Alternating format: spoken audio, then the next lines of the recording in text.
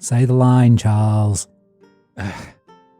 So, Crofty, it's been a while, hasn't it? Has it? I hadn't noticed. God, yeah, yes, sorry to everyone at home. We thought we might end up having a little bit of a hiatus for the reason that, spoiler, Crofty had to move back from Japan and is going straight back to Japan in a couple of weeks' time as well. So this is going to make things interesting. Yeah, I'm globe hopping a little bit. Was not intending to. No, but thankfully in that time we've managed to get back together to actually try and record for once. What a novelty that is in this modern day and age. Yeah, apologies folks about how the release schedule has been like recently. We will try and fix things. It's just the end of last year and beginning of this year, just a little bit of an awkward time for us. So hello and welcome to Mythillogical, the podcast that talks about all things mythical, folklore, and just stuff that we generally find too interesting. I'm Charles. I'm here joined by my, what Japanese deity should I name you after this time? Yeah, my genuinely heavenly co-host Crofty. Oh, thank you, Charles. Yeah, because I just couldn't remember the word kami at that exact There we moment. go. Yeah. I don't know. I feel more like a yokai this morning. Yeah, I've not slept. Yeah, been an ogre or whatever.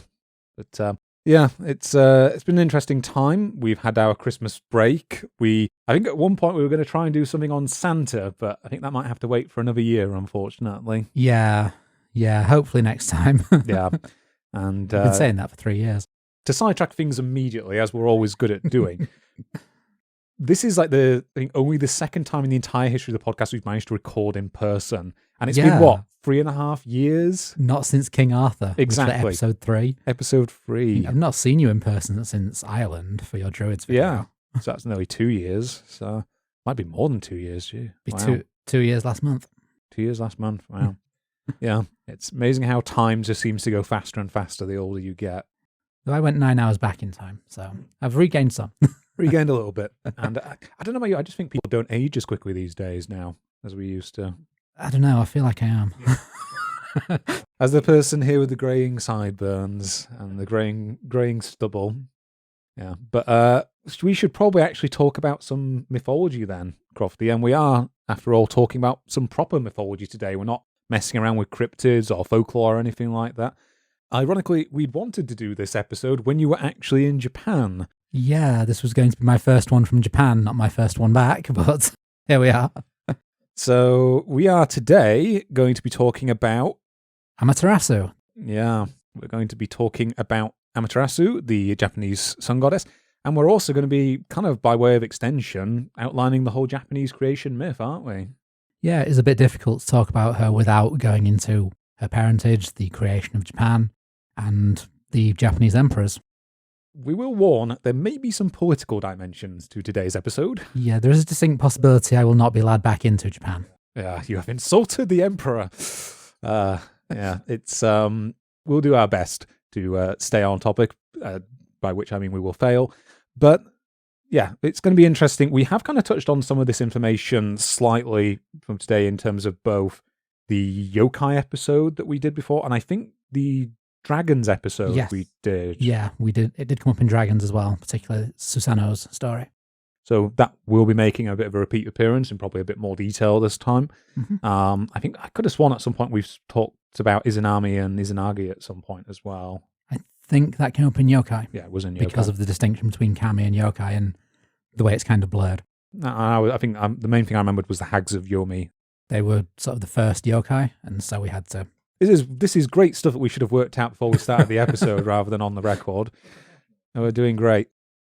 So we're pretty much ready to get going in a second. So the first thing I just want to very quickly mention before we do so, and I had a big glowing post-it note that says, "Don't forget to do this, you idiots," which was people who listen to this podcast on audio platforms may have noticed that some ads have been showing up in the last couple of months.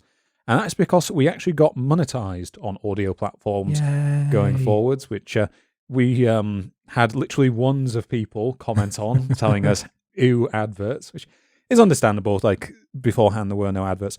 We're going to try and keep these relatively unobtrusive going forwards, guys. We're going to try and integrate them a little bit into the flow of the show. And we're going to not going to go the way of some people who have like 2-3 minutes of adverts at a time, something like that. You might get 2 or 3 adverts at max, something like that. And if you're wondering, like, why do you need to have adverts on? It's because we're naked evil capitalists. That's why. I was just going to go because I want to pay the rent. Yes, it does help us out in that regard, and to pay for artwork, hosting costs, stuff like that online. We'll try and keep them to every half an hour or something like that. I think that's a good amount. And in the past, I've been putting up versions for patrons that are free, and I don't want to discontinue doing that. So if you are subscribed to the Histocrat Patreon, you should still be getting the ad-free versions going forwards. And we're considering doing something in terms of channel memberships over on the Histocrat channel. So there might be an ad-free version for members if that comes to pass. I don't know if I'm going to do that at the moment, though. So we'll wait and see on that one. With all that said, and given we're like nearly 10 minutes in, Crofty, who is Amaterasu? So Amaterasu is allegedly the ancestor of the Japanese emperors. She's the 3rd generation of Japanese gods. Essentially, they have the primordial deities, which existed before time itself, then the 1st generation who created Japan and who birthed all the other gods, and then Amaterasu, who came to rule the heavens and the earth. Yeah, as we will get into, like the exact definitions of generations in Japanese gods is kind of difficult. I think in those primordial entities that you mentioned there's like, at one point there are 7 generations inside that generation. Yeah, it gets complicated. We'll not get bogged down in specifics there. We will summarize it as best we can going forwards. So Amaterasu is probably best known in the kind of the Western consciousness for the name of a certain game. Yes, for a start. Which that was my introduction to Amaterasu back when I only knew about Greek and Roman and Egyptian and Norse. Yeah, that game was of course Okami. Yep, Okami, which is a pun title for those who don't know. All right, please explain. Yeah, so Okami is the Japanese word for wolf. However, also the full name of Amaterasu is Amaterasu no Okami, the O meaning great or big, and Kami being a spirit or god. So Okami, wolf, and Okami, great god. So we've got a nice little pun in there. So yeah, that's probably one of the main things. The other thing will probably be the association with Amaterasu with the Japanese Imperial family and some of the unfortunate overtones that took on during the run-up to World War II and stuff like that. Yeah, we'll leave out the World War II stuff. Yes, it's not really our thing. Yeah, we try to avoid politics beyond the obvious in a lot of circumstances on this show. So we're not going to go into that. I imagine there are much better examinations than we are qualified to give as well on that one. So with all that said then, how we split this episode up today, Crofty, is really on first glance in my favour in that I didn't have to do as much work for it, which is you're going to kind of talk kind of around Amaterasu and her appearance in myth and the wider associations she has with different societies and cultures that she's been reflected in. My job today is just to summarize the actual myths, which sounded easy. It leaves me kind of coming naked into the room here to some extent because I'm like, I only have 3 sources for this episode. That doesn't seem right. But it turns out trying to reconcile the Kojiki and the Nihon Shoki, which are the 2 main bodies of literature in which Amaterasu makes an appearance, is a difficult job. Mostly the fault of the Nihon Shoki, I have to say. The Kojiki is not blameless in everything, but it's mostly blameless compared to the Nihon Shoki. Yeah, the Kojiki at least tried to keep a single narrative, whereas the Nihon Shoki tried to be more comprehensive and so had everything that they could fit into it in there. It's an interesting document, let's put it that way. So that probably leads us into talking about our sources for today's episode. So I don't have that many for today, as I say. You've just cited 2 of them. Yeah, I've just cited 2 of them. The first one, I should probably say a bit more about the actual English language versions we've used, because obviously these are Japanese texts. So for the Kojiki, there are actually like 3 major translations into English out there. So the first of these is the Basil Hall Chamberlain version from 1882. The 1969, nice, Donald Philippi version. And the 2014 Gustav Helt version.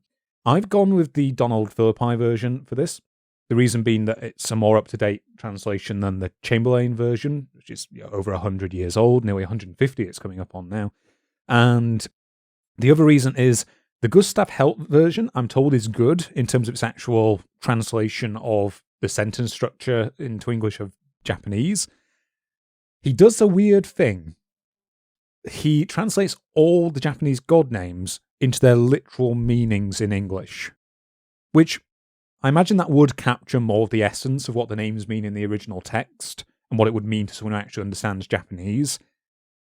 But in practice, it makes it very hard to follow if you're already familiar with some of the names of Japanese mythology and want to compare it to the Nihon Shoki. Mm-hmm. For example, instead of writing down Amaterasu, he calls her Heaven Shining throughout the whole text. And then apparently he has a glossary which flips them all back again that you have to refer to separately. And I'm like, come on. Yeah. This is a little awkward. If you're completely unfamiliar, might be helpful. Not in our case. But so we've gone with Donald Philippi's version. Luckily, with the Nihon Shoki, or unluckily, there's only one major English translation, which is the William George Aston version from 1896. So I've used that. I also very briefly refer to a master's thesis from the University of Oslo by Peter Maehlum, I believe is his name. It's spelled slightly differently, but I may have got that wrong. Titled Old Japanese Names. And I'll bring up where that's relevant. As for me, I also obviously have the Kojiki and the Nihon Shoki, same translations as Charles. Because I'm going into more of the historical side and more of the Japanese culture surrounding Amaterasu, I also have a couple of books that I'll be referring to. The Sources of Japanese Tradition by William de Barry, which is available on Internet Archive, and A History of the Japanese People from the Earliest Times to the End of the Meiji Era by Frank Brinkley and Dairoku Kikuchi, which is available on Gutenberg.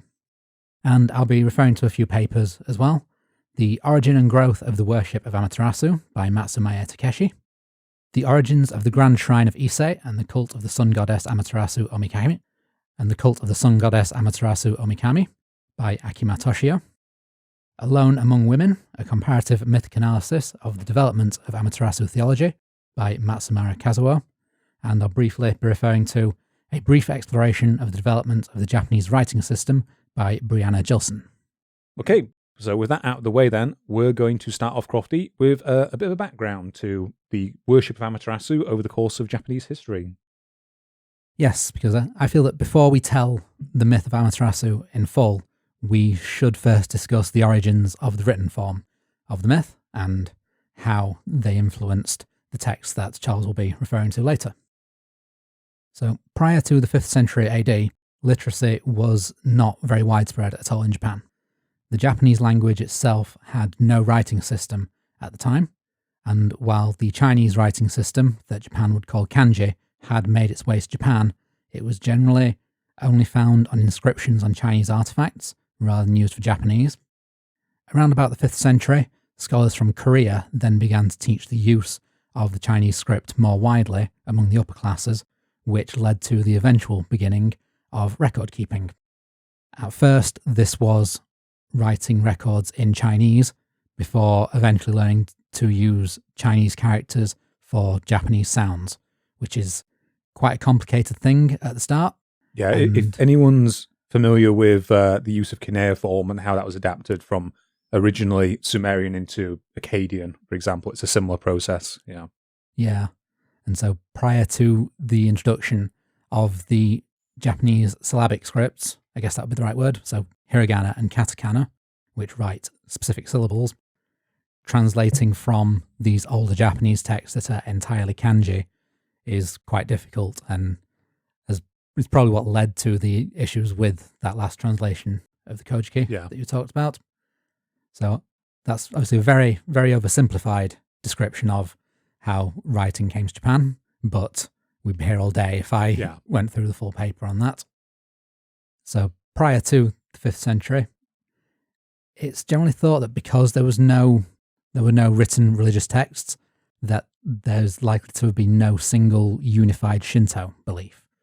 And with Shinto was instead a loose group of religions that varied between shrines, between clans, and between regions, rather than what we see today, which still does have quite a lot of variety locally, but still has this central belief of Amaterasu and connection to the Japanese emperor. So the idea of Shinto as loose groups of religions that are mostly independent is in keeping with aspects of Shinto that are similar to shamanism, found in Korea, parts of China, or Mongolia. And as we discussed in our yokai episode, Shinto belief is largely animistic, so it's about honouring spirits known as kami, which are honoured in different contexts at different shrines. What a kami is, as we discussed in yokai as well, is quite difficult to define. As we'll see when we tell the story of Amaterasu in full, Amaterasu as a goddess does generally share aspects that we would see in European religions, such as the Greek pantheon or Norse paganism, being viewed as a ruler over the heavens and the earth and connected to an aspect of nature, in this case the sun. So to give one of her full names that I mentioned earlier on, Amaterasu no Okami, it makes it clear that she is considered a kami. However, kami may be anything of significance which Shinto believers may view as having a spirit. Mountains such as Mount Fuji or Mount Takao may be considered kami. The scholar Sugawara no Michinaze, who we discussed in yokai, later on became worshipped as the kami Tenjin after he died. Some yokai, such as Tengu from Mount Takao, are also considered kami at the same time, and even inanimate objects that have been enshrined may be considered a kami. So, when viewed this way, the idea of a unified religion around a pantheon of gods and goddesses similar to the Olympians or the gods of Asgard, the idea of that existing prior to the introduction of writing is quite unlikely. The Kojiki, which translates as Records of Ancient Matters, represents the earliest surviving effort at recording both the belief in how Japan was created, the histories of the gods, and the alleged history of the Japanese imperial line. At the risk of, like we say, never being allowed back in to Japan, I say alleged because, historically, the first emperors named and described in the Kojiki don't exist. Yeah, that's the kind of sticking point with both kind of Japanese and to some extent Chinese traditional mythology as well. As we're humans, we only developed writing at a certain point, so we have to make up a lot of what happened beforehand where we didn't have records. Exactly. And when you are trying to establish a religion and your empire, then connecting the two is quite favourable to you, as we'll see in a moment. Or even just like trying to establish a cohesive record of your religious practices that might be useful within your society. You know, it's it's understandable that things change and evolve during that process, and that holes get filled in, be it artificially. Exactly. So yeah, we mean no offence to the Japanese imperial family when we say this. Just we're trying to be as objective as possible here. So the Kojiki places the first emperor's reign as the 7th century BC, a time that we now call the Yayoi period in Japanese history. Historically, we know that the Japanese islands were still in their Bronze Age at the time, and contemporary Chinese records agree with the archaeological record here that the islands were home to scattered tribes rather than a single unified state. Yeah, I think the Chinese, they describe the island as, I think they call it Wa or something like that. Yes, they do. Wa, which is a name that has, in some contexts, stuck. So certain Japanese words now, when you're describing something as specifically Japanese, like Japanese food as opposed to Western food, Japanese clothes as opposed to Western clothes, have wa as a prefix. Yeah. So washoku being Japanese food, wafuku being Japanese clothes. One other interesting note about the Chinese records that I'll mention now is that they do describe, even in the Yayoi period, an aspect of Shinto that is still seen today, the ceremonial clapping called hakushu. So in a modern Shinto prayer at a shrine, one must bow twice, clap twice, and then bow once with hands together, holding that position while one prays. In the Chinese records, the wajin, as they called them, performed the ceremonial clapping aspect of the prayer.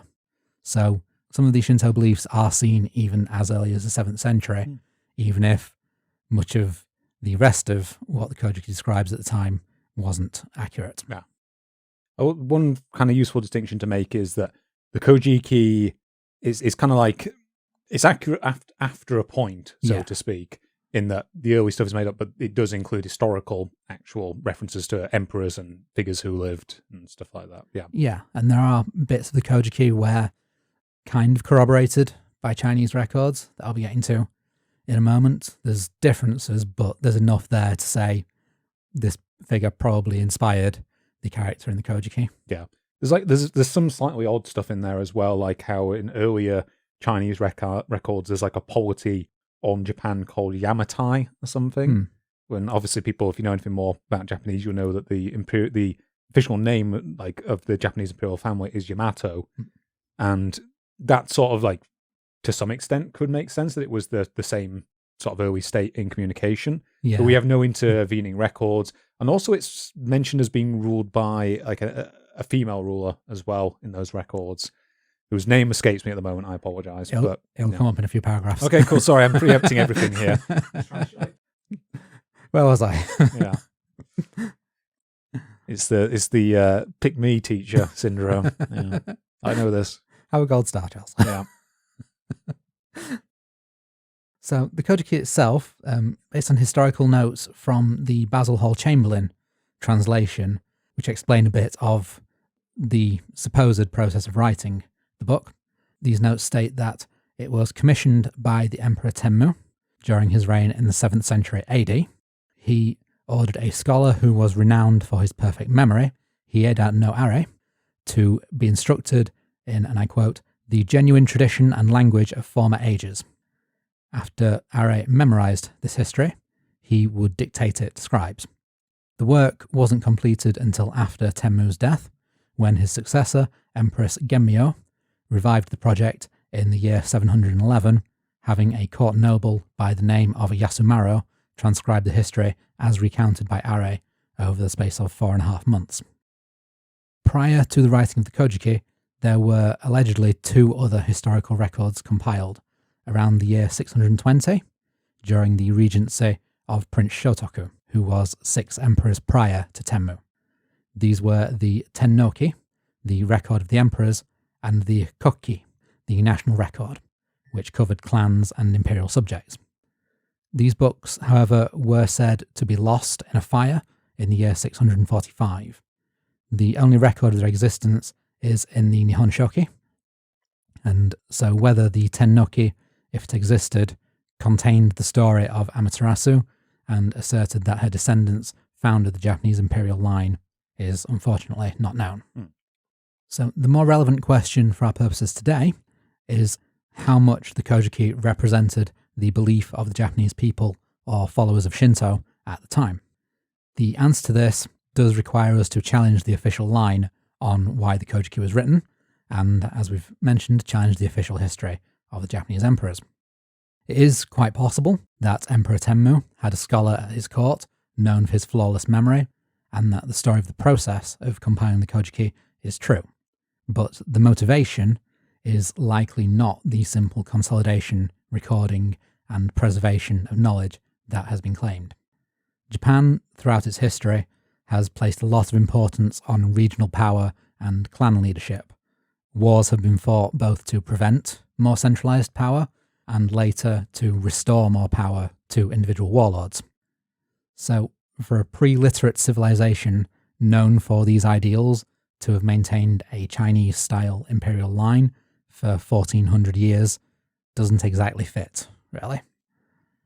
And from a religious standpoint, the idea of the emperor as a descendant of a ruling goddess bears more of a resemblance to the Chinese idea of the mandate of heaven. Yeah, the son of heaven, yeah. Yeah, that may seem at odds with the original animistic nature of Shinto. So, based on all this, the likely motivation behind the composition of the Kojiki was truly power. Through creating written records linking their variant of Shinto to the creation of the Japanese islands themselves, and casting their ruler as the descendant of the sun goddess ruling by divine right, Tenmu's clan, the Yamato, could assert their dominion over Japan through means other than brute force. This was not as simple as declaring their version of Shinto the one true religion and their leader the only descendant of the gods, however. The Yamato were more clever than that.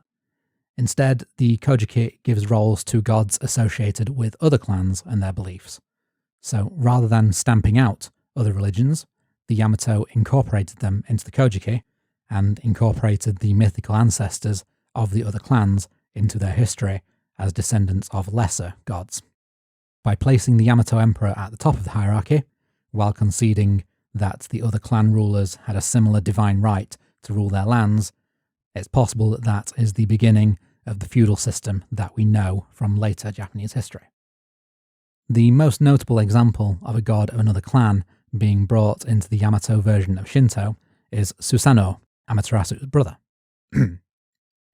While I'll not go into the story here, as that is, of course, for Charles to tell in full later, Susanoo was traditionally associated with the Itsumo clan, whose territory covered what is now Shimane Prefecture on the Sea of Japan coast in western Honshu. This is the region where the most famous portion of Susanoo's story takes place when he descends from the heavens, and includes him marrying and fathering children with the princess of Itsumo, thus founding the line of Itsumo clan rulers. However, as we'll see later, and we mentioned, as we say, in Dragons and in Yokai, many episodes of the story feature Susanoo as an antagonist to Amaterasu, challenging her for superiority and destroying the things she creates. This may, in fact, mirror the particularly strong antagonism that the Itsumo clan held for the Yamato clan, with the Itsumo clan being the strongest challengers to the Yamato's assertion of authority. What I do find interesting is that while many people may incorporate the gods of a defeated enemy into their religion as a devil figure, here the rival clan's god was still granted a position in the pantheon, even if his story did include antagonism and exile.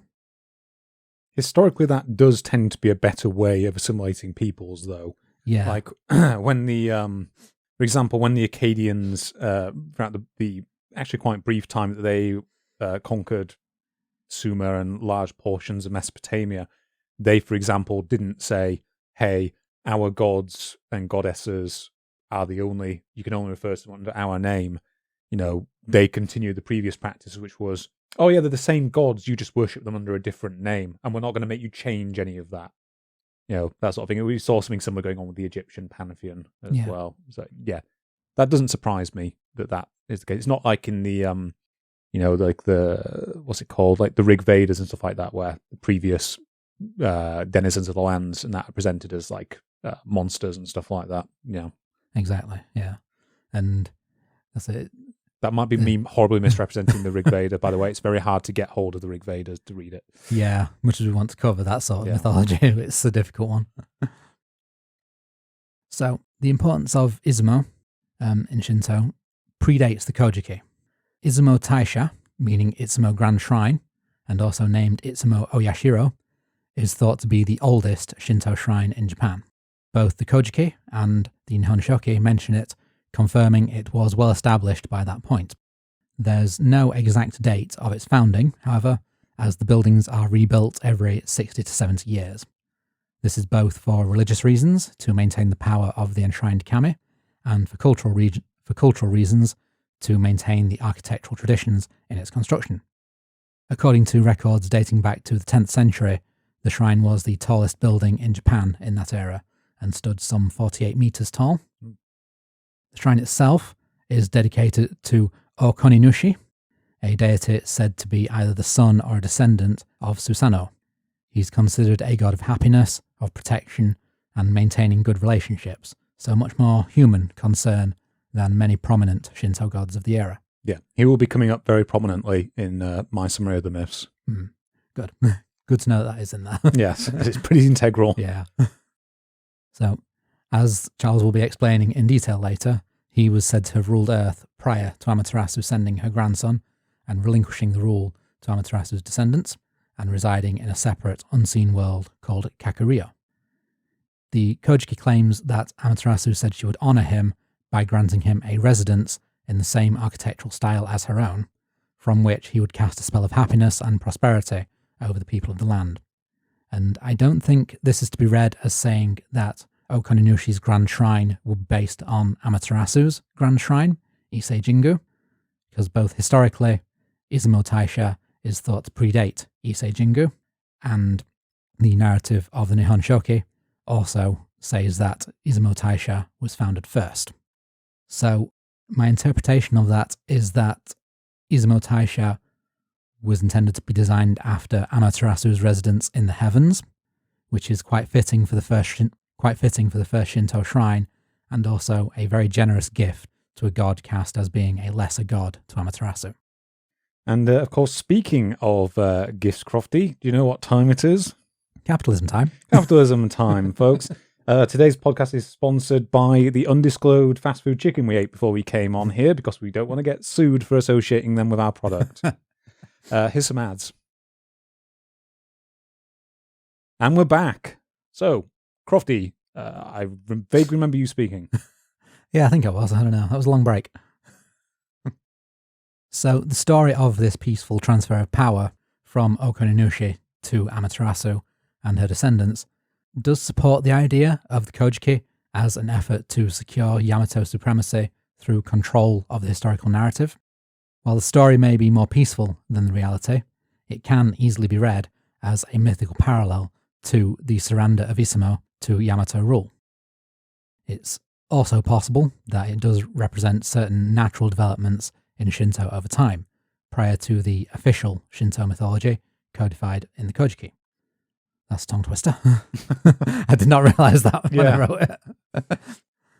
So, William de Barry, in his book Sources of Japanese Tradition, briefly discusses the idea of Shinto as a large number of individual cults, which included ancestor cults, fertility cults, hero cults, nature cults, and other animistic and shamanistic religions.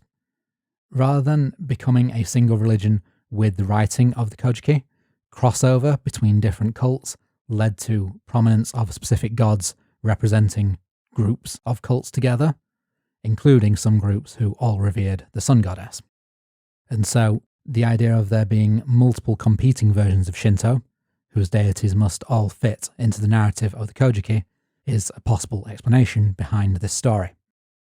That Izumo Shrine was constructed first, and that Amaterasu honoured Okoninushi by gifting him the shrine when he relinquished the earth to her, may imply that, for some time, the more prominent form of Shinto was the form practiced by the Izumo clan, and Okoninushi was the ruler of the gods.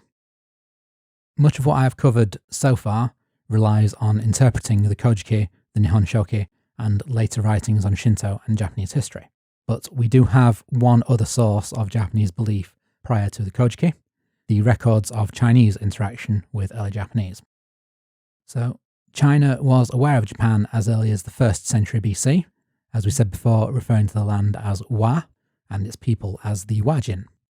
These people were said by the Chinese to be divided into over 100 tribal communities across the Japanese archipelago, and this, as I said before, according to the Kojiki, would be the time of the Emperor Suinin, the 11th emperor. Writings on the Japanese people at this time were mainly confined to appendices in each Chinese dynastic history chronicle, where the historians would give details on the barbarian nations surrounding China and their dealings with the Chinese. I was wondering if the word barbarian was about to show up, knowing what the Chinese records are like during that period. I hope the inverted commas were clear in my voice. Yeah. These chronicles give an indication as to the earliest attempts to unify Japan. So before I go into them, I'll say the translations I have refer to the rulers of Japan as kings or queens, rather than emperors or empresses. Whether this is the Chinese writers or whether it's de Barry attempting to convey the Japanese rulers' perceived inferiority to the Chinese rulers rather than their chosen titles, I'm not sure, but that's what I assume. What time period are we talking about again, century-wise? So the first one is around the 3rd century AD. 3rd century AD, so that's the Han period. Yeah. So there is Han, that might be past the Han period, actually. History of the kingdom of Weiji. Weiji, okay.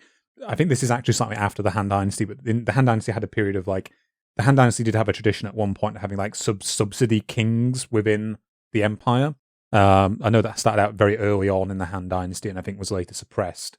Yeah. But it wouldn't surprise me if as a result it was, I think, trying to denote a tributary ruler rather than acknowledging any title that the Japanese actually held for themselves. Yeah, that's it. And there are, part of these records is basically discussing the responsibilities of the emperor or empress of Japan as a ruler and as kind of a vassal to China.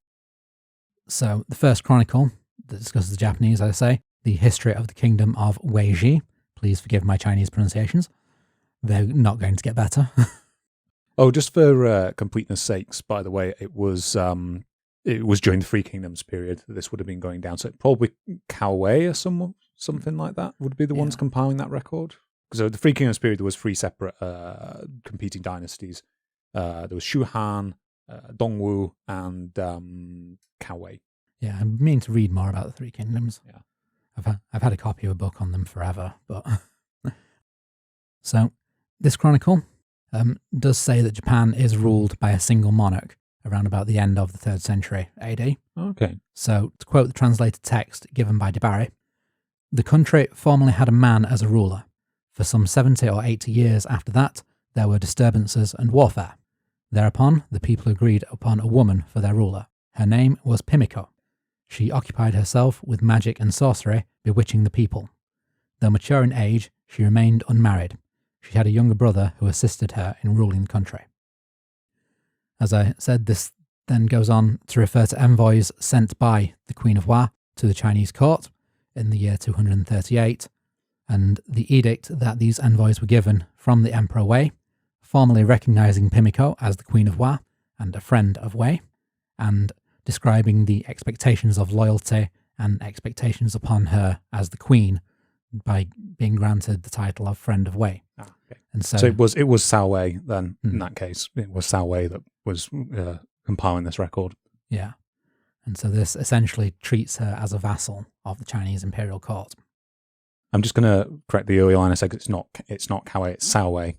So you had so you had the three kings that were Dongwu, Cao Wei, and Shuhan. Okay. So interestingly, the reign of Queen Pimiko, recorded by the Chinese, does somewhat fit with the chronology of the Kojiki, where Empress Jingu ruled as regent following the death of her husband, Emperor Chuai, from the year 201 to 269.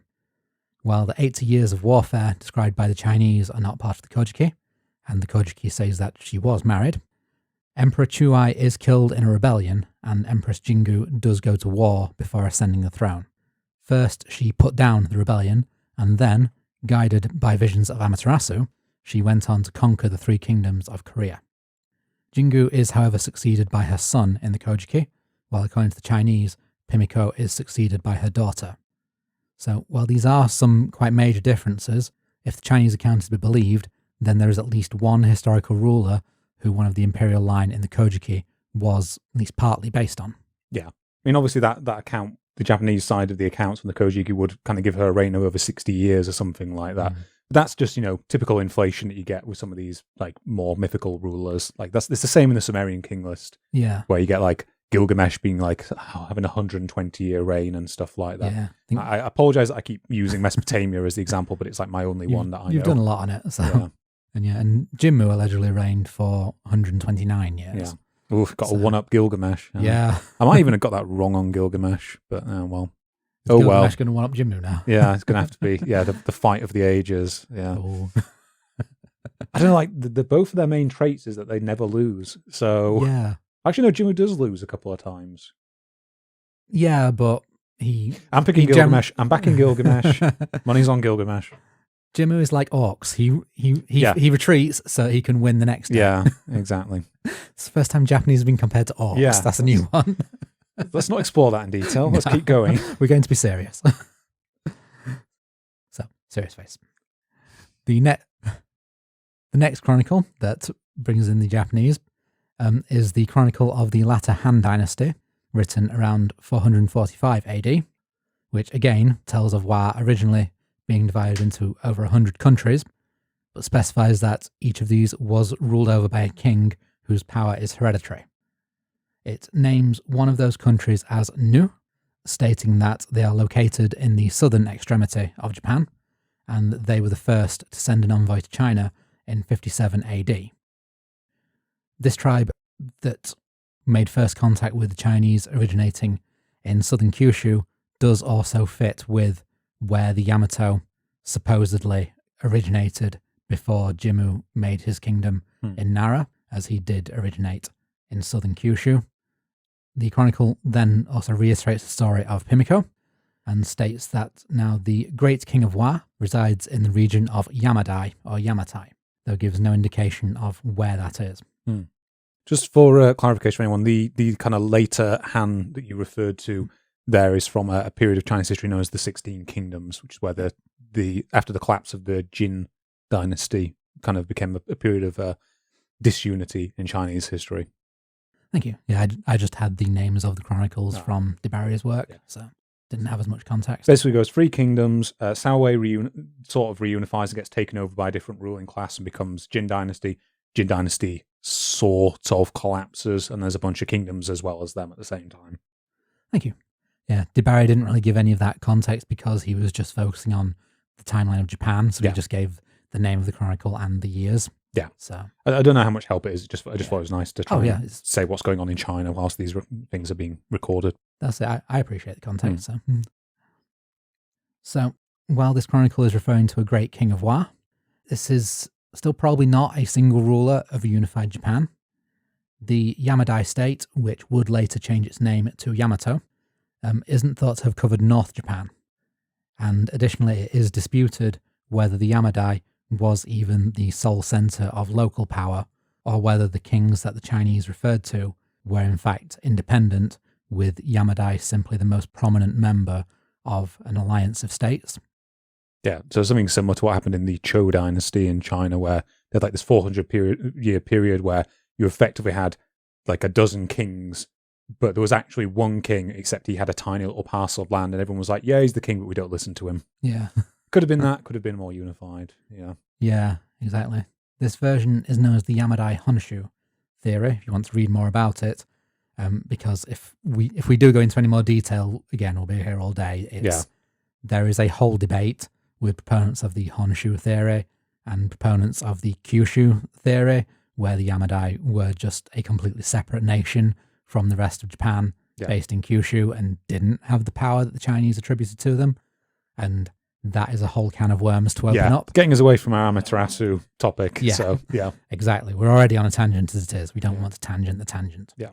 This tangent at least comes round to something relevant. Don't tangent about tangenting. Don't worry, this tangent comes back round. It's more a cosine. Oh, God. I apologise to mathematicians. So, essentially, even when contemporary written histories do show parallels with the Kojiki, we can't really give credence to the claims in the Kojiki of any form of imperial line.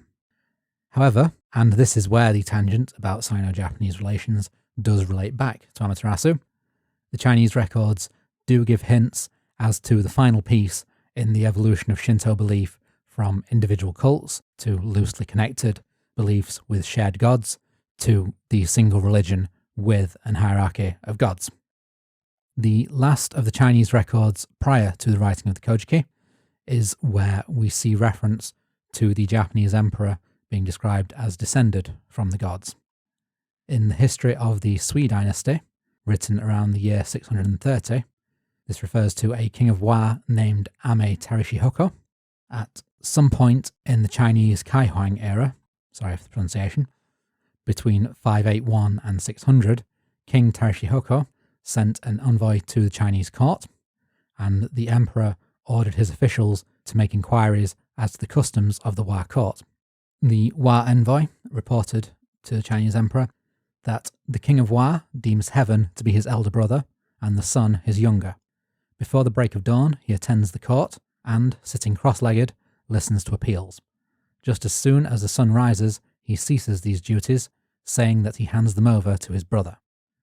The Chinese emperor told the envoy to convey the message that such beliefs were senseless and that the king of Wa must change his ways.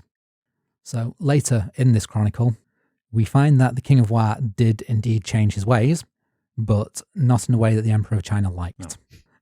No. In 607, Emperor Yang received a letter from King Tarishihoku, which opened, "The child of heaven in the land where the sun rises addresses this letter to the child of heaven in the land where the sun sets," We hope you are in good health. Emperor Yang was a bit miffed, to say the least.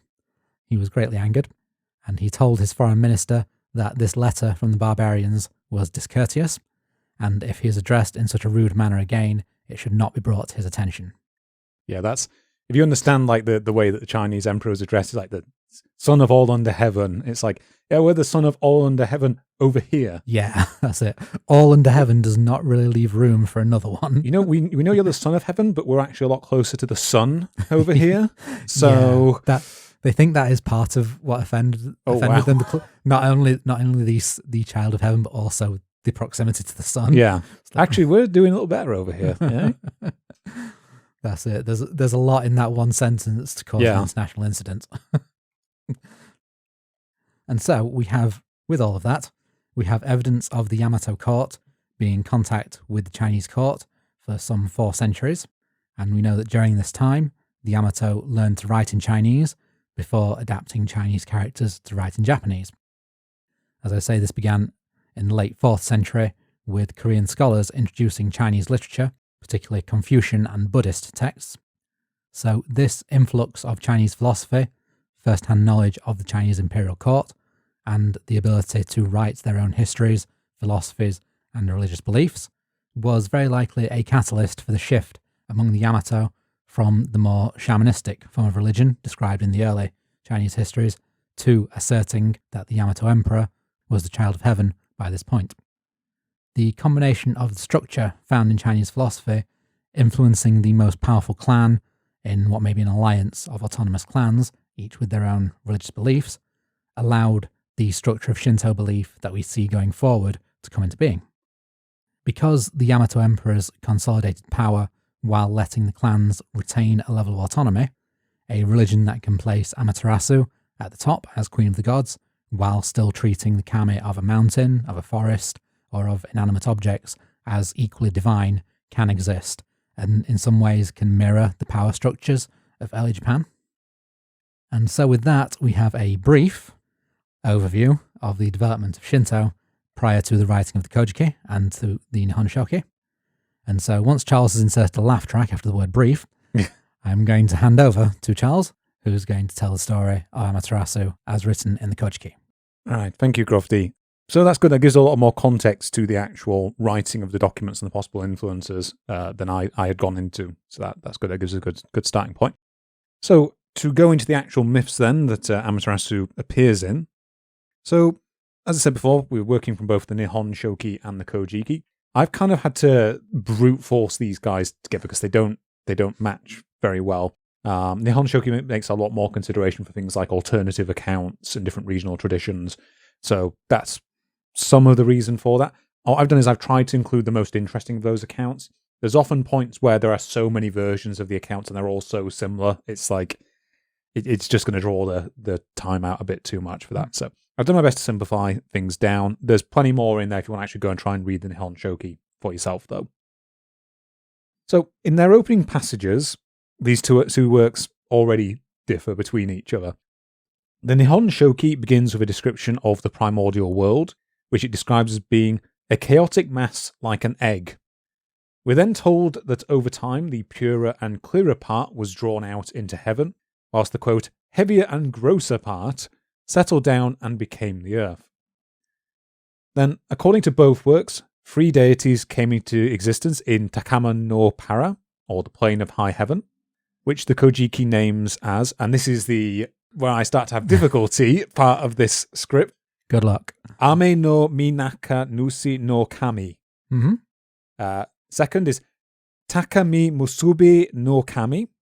Third is Kami Musubi no Kami. Yeah. So those are the 3 primordial entities that came into existence. They came into existence as individual deities, but they are described as not being visible. During this time, the earth itself was still unformed, even if it had been drawn out a bit in the Nihon Shoki, and the Kojiki describes it as resembling floating oil and drift like a jellyfish. Now, in the version of the tale that both works generally agree on and give as their main narrative, between heaven and earth there sprouted something that looked like reed shoots, from which came into being 2 more deities. Take a deep breath. Umasi asi kabi piko di no kami. and Ame no Toko Tati no Kami. Together, these 5 figures form a group known as the separate heavenly deities. After this, there then came into existence 7 generations of divinities, each consisting of a male and a female pair. I've not gone into all of them because it's just a big list, basically, and they don't play any further role in the myth that I'm aware of. This ultimately culminates in the deities of Izanagi no Kami and his spouse Izanami no Kami. Now, in the Nihon Shoki, there is also a whole sequence of variant tales, each of which stress that some form of void or cloud, or even a reed inside a void, existed between the heaven and earth, and it is from these that the sequence of gods actually sprung forth. According to the Kojiki, the separate heavenly deities then command Izanagi and Izanami to, quote, complete and solidify this drifting land. They give them the Ame no Noboku, the heavenly jeweled spear. In the main account of the Nihon Shoki, the two simply decided to complete this task on their own initiative, though the version that I've just outlined from the Kojiki is mentioned there as one of the variant accounts. They then stand on something referred to as the heavenly floating bridge, which according to Philippi is interpreted as variably a boat, a raft, a high ladder, or even a rainbow between the heavens and the earth.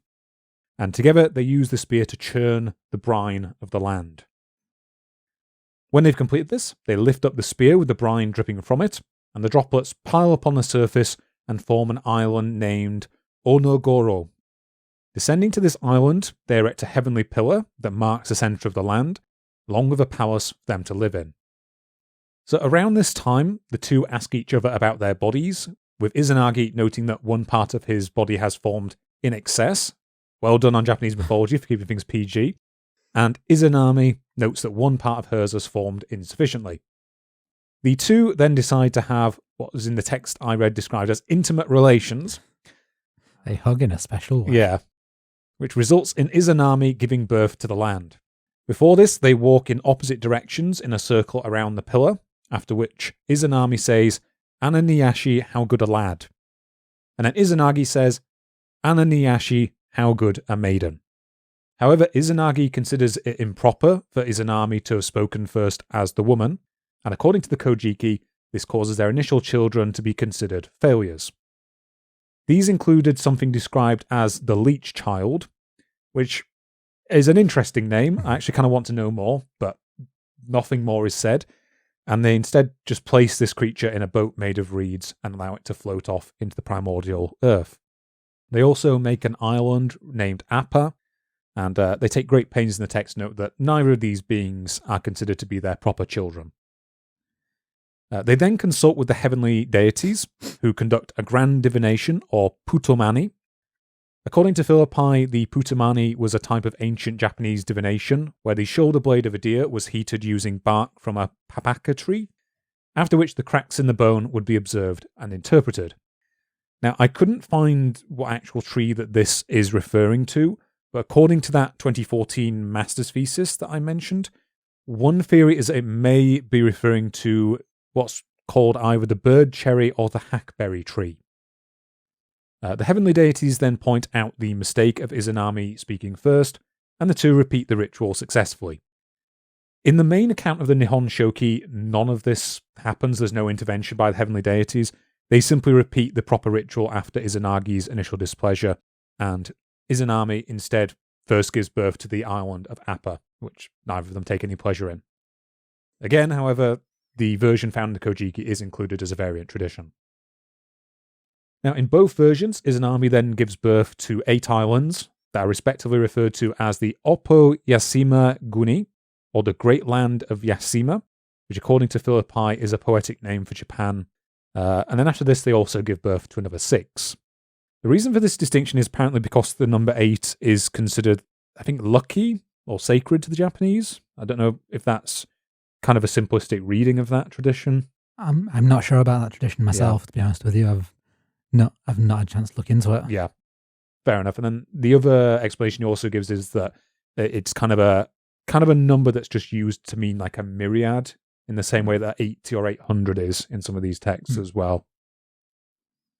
Now, according to the Kojiki, with the land now brought forth, Izanami then gives birth to 35 different kami in several distinct groups. As with the 7 generations of gods we described earlier, these deities are not really described in any detail, so I will spare you a long listing of all their names. It is, however, mentioned they include the sea deity, the gods of the sea and the river straits, of the wind, the trees, the mountains, and the plains. In the Nihon Shoki, there is also another variant tale, where Izanami is instead described as giving birth to the natural features of the land, which are, in this case, not described as kami. Izanami then gives birth to the fire god, Pino Yagi Paya Wono Kami, who burns her genitals and makes her sick. From her vomit, urine, and feces come another series of gods, after which she dies and descends to the land of Yomi, which we will talk about more in a minute. In response to this, Izanagi crawls weeping around his dead wife's feet, crying out, "Alas, I have given my beloved spouse in exchange for a mere child." His tears cause another deity to spring into life, the appropriately named Nakisapa Minokami, or Weeping Marsh Woman Goddess, which according to Philippi might actually be a reference to the practice of using female lamenters at funerals. I have not enough knowledge of Japanese society to say whether that's correct or not. Yeah, I've never been to a Japanese funeral. Don't know.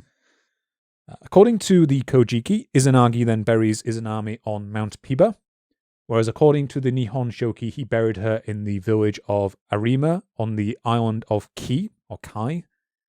Ki. Right, fair enough. He then unsheathed his 10 hands long sword, which is one of the repetitive phrases that you get throughout the Kojiki and the Nihon Shoki, the 10 hands long sword, and uses it to cut off the head of the fire god, from whose blood sprang 3 gods associated with rock, 2 associated with fire, and 2 associated with water. So, in Greek mythology, Kronos will be glad to know that someone else in mythology is known for murdering their children. Yeah. Well, I think he actually failed. He tried to consume them. So, in some ways, that makes Izanagi worse. Yeah. One theory presented by Philippi is that this whole process is in reference to the tempering of a sword, which must be heated by fire, shaped on a rock, the rock gods she created, and then quenched in water. So, yeah, and as I say, he brought forth gods associated with fire, rock, and water. According to the Kojiki, after this, Izanagi deeply wishes to see his wife again, and follows her to the land of Yomi. So we did discuss this chain of events in the yokai episode in some detail. Briefly, however, here she comes out of the door of her hall to greet him, and Izanagi begs her to come back with him, as the lands they were making have not been completed. Izanami is glad to see him and tells him to wait while she goes to the gods of Yomi to discuss her desire to return. This in itself is a little bit confusing, as these gods aren't identified with any of the gods sired by Izanami or Izanagi, and the word used here may be either singular or plural, so it's a little uncertain. However, Izanami's discussions go on for so long that Izanagi grows restless. And you know what I'm also growing restless for, Crofty? What a bad transition. I'm restless to plug this nondescript, anonymous soda drink that I've been drinking to keep up the energy for this. Not Pocari Sweat, unfortunately, but we'll do our best to get that Pocari Sweat sponsorship in the year 2075. Here's some ads. And we are back, brackets, unfortunately, end bracket. Yeah, so I hope you all enjoyed that delicious ad break, pee break for me. They needed to know that. Yeah, definitely. I mean, we have a policy of transparency and openness, and despite how much our listeners object to it, quite frankly. Okay, so back to Izanami and Izanagi. Izanagi grows restless, waiting for Izanami to return from the gods of Yomi. He breaks off the end teeth of his comb and goes into the hall. There he sees Izanami's corpse, which is full of maggots. The text goes to great lengths to name all the maggots and give their aspects, but I feel like that is a writer going overboard, quite frankly. And he is so terrified by this vision that he turns and flees. Izanami cries that he has shamed her by doing this, and she dispatches the hags of Yomi to pursue him. So I think we discussed that in the yokai episode. What yokai did we think they might be? We thought they might be precursors to the Oni, Yeah, that was it. because they were ogre-like. Yeah. They pursue Izanagi. However, he successfully evades them by throwing down his hairband and comb, which turn into grapes and bamboo shoots, respectively, and the hags stop to eat them. After this, Izanami sends 8 thunder deities and the warriors of Yomi after him. I think they are literally just described in one line. We have no idea anything more about the warriors of Yomi. Izanagi flees, making it to the pass that marks the entrance to Yomi. Here he finds 3 peaches, which he uses to drive his pursuers away. Now, according to Donald Philippi, this may be a reference to a Chinese tradition of using peaches to dispel demons or evil spirits, which again may be another sign of Chinese influence on Japanese culture during this period. Finally, Izanami comes after Izanagi herself. Her husband sees her coming and pulls a huge boulder in front of the pass, which separates the two forever. In anger at this, Izanami threatens that she will kill 1,000 people of the lands they have created each day, to which Izanagi retorts that he will build 1,500 parturition or childbirth huts each day. I was struggling on the word parturition now. This is the explanation given in Japanese mythology for why people are born and why they die. So the version of this tale found in the Nihon Shoki is broadly the same, but it varies in a few key details. For a start, in this version, Izanami is not subject to any gods of Yomi. She just simply dwells in the Netherworld. When Izanagi comes to see her, they simply converse together, and Izanami explains that she has already eaten of the half of Yomi, and asks Izanagi not to look on her as she sleeps. Izanagi again grows bored, however, and does so, which results in then the familiar sequence of events. In this version, he also evades the hags through slightly different methods, so in addition to throwing down his hairband and comb end, he also chooses to urinate against a tree, which turns into a raging river that the hags then struggle to pass. Whilst the thunder deities and the warriors of Yomi go unmentioned in this version of the tale, there is yet another variant in which Izanami's body is not infested by maggots, but is instead overtaken by 8 thunder deities. And finally, there is also a version where the problem is not that Izanagi is horrified by his wife being full of maggots, but because she gets angry because he spies on her while she is naked. So after his journey through the unclean land, Izanagi decides to purify his body. He goes to the plain of Apakipara, then to the river mouth of a place called Tatibana. Here he throws down his clothing, which causes another 12 deities to be born from the discarded garments. Again, they don't do anything in the wider narrative, so I've not really gone into them, and dives into the middle of the river. So the act of washing the pollution off his body causes 2 more deities to be born, followed by 3 more to balance out the evil of the pollution. As he washes his body throughout the different parts of the river, 6 more deities spring into existence, resulting in 11 total. Then, in the last act, he washes his face. It's not exactly in this order in the text, but it works better narratively. Yeah. Whilst he washes his nose, there came into existence the storm god, Taki Paya Susano Wono Mikoto. Take Paya Susano Wono Mikoto. Usually better known as Susano. And as he wipes his right eye, there came into existence the moon god, Suku Yomi no Mikoto. Finally, he wipes his left eye, and in doing so, he gives birth to the sun goddess Amaterasu Opomi Kami. Now, again in the Nihon Shoki, there is a variant version of the tale that has these births all occur before that of the fire god, and they're explicitly said to have been the children of both Izanami and Izanagi, rather than just Izanagi by himself. Which is a point that will come up later when I discuss this. Oh, right. Oh. Yeah. On the birth of these last 3 gods, then, Izanagi is overjoyed, stating that I have borne child after child, and finally in the last bearing I've obtained 3 noble children. He then takes off his bead necklace and gives it to Amaterasu, declaring that she will now rule over Takama no Para, which, if you remember, is the plane of high heaven that we mentioned at the beginning. According to the Kojiki, he then entrusts Tsukuyomi with the rule of the ocean, and grants rulership over the night to Susano. Now, according to Donald Philippi, there also exist variants on the Nihon Shoki, where Susano is instead given rulership over the earth or the world. I haven't really looked further into that, and it doesn't really come up until much later.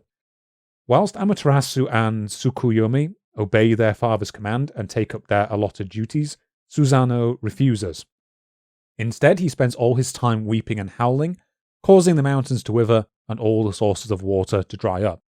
He continues to do this until his beard is 10 hands long, and the land is filled with malevolent entities and calamities. Izanagi then demands Susanoo explain his behaviour, and Susanoo replies that he actually wishes to go to what he describes as the land of his mother, which is Ninokata Sukuni, or I think is actually just Yomi or the Japanese Neverworld. I'm not sure which one it's supposed to be referring to.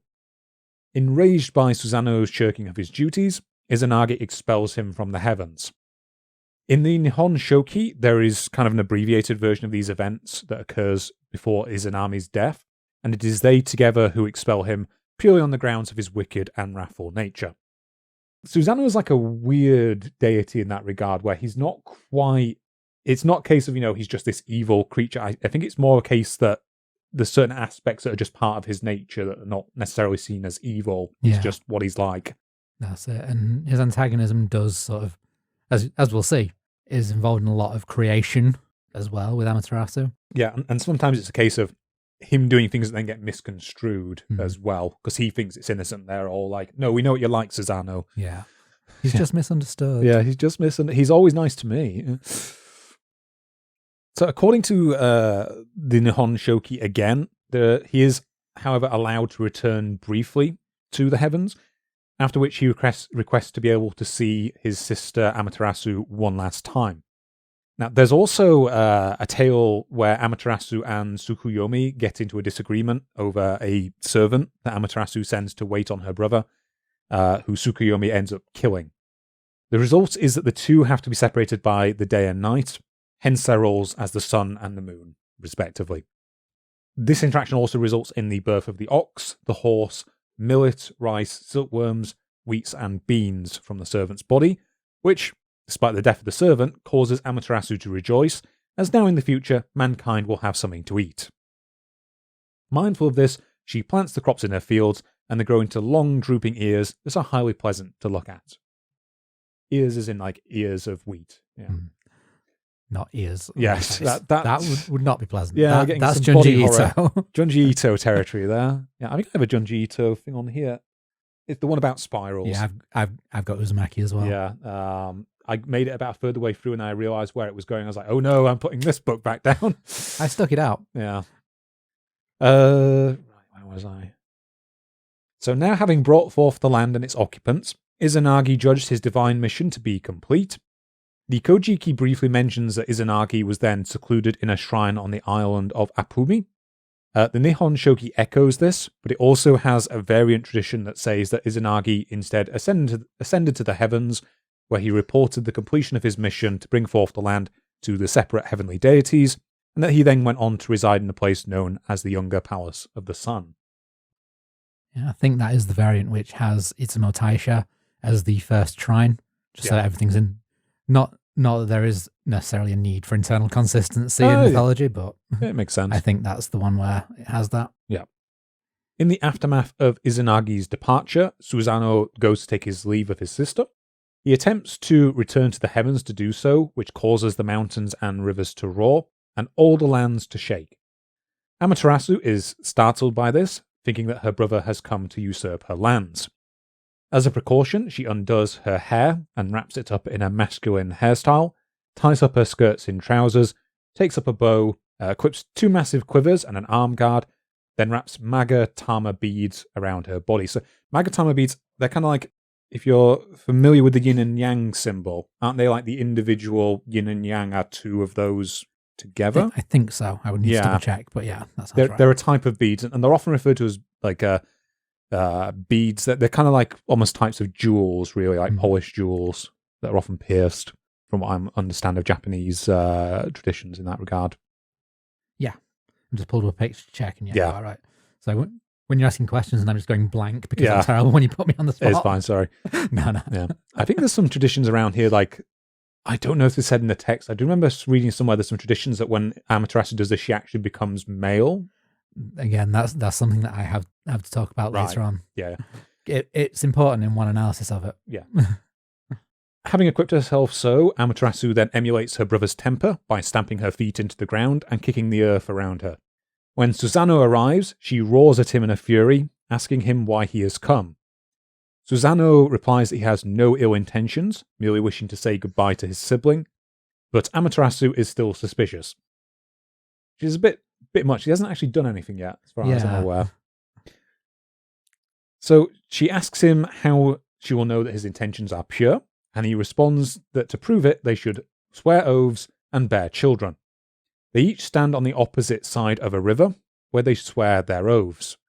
Amaterasu requests Susanoo's 10 hands long sword, which he throws to her, and she breaks it into 3 pieces and rinses them in the river. She then chews up each of the 3 pieces and spits them out, which is pretty hardcore, we gotta say. Yeah.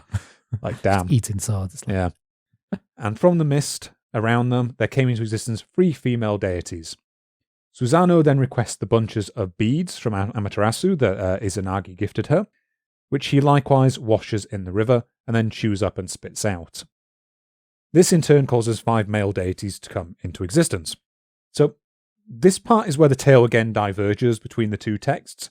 In the Kojiki, Amaterasu then notes that the last 5 male children are actually hers, as they came from her possessions, whilst the 3 female children are Susanoo's. Susanoo then declares victory, claiming that, quote, "It was because my intentions were pure and bright that in the children I begot I obtained graceful maidens. By this it is obvious that I have won."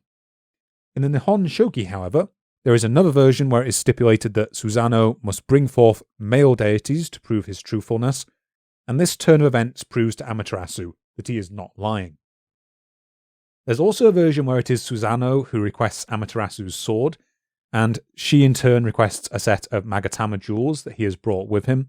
There's like a side story as to where he got that I've not gone into. There are other versions that again swap around who eats the sword, but as things are getting a bit complex, I thought I'd leave things as they are. Now, in all versions, however, these events cause Susanoo to then fly into a rage, and he rampages throughout the heavens. He breaks down the ridges between Amaterasu's rice paddies, covers up her ditches, lets loose her horses, and defecates all about the special hall in which the harvest was to be celebrated. I think in some texts it's referred to as like a festival of first fruits or something like that. Amaterasu refuses to condemn him for these actions, assuming that he is drunk, and also that he thought her use of the lands as ditches and paddies to be wasteful. So despite this, Susanoo's behaviour grows even more disruptive. Whilst Amaterasu is busy weaving divine garments in the sacred weaving hall, he breaks in through the roof, then throws inside a pony that he has skinned alive, which again, pretty metal. Sadistic, but pretty metal. I think this is going to be an album title, Pony That I Skinned Alive. Wow, they've got another great sentence coming up here. This so terrifies one of Amaterasu's attendant priestesses that she, quote, struck her genitals against the shuttle and died.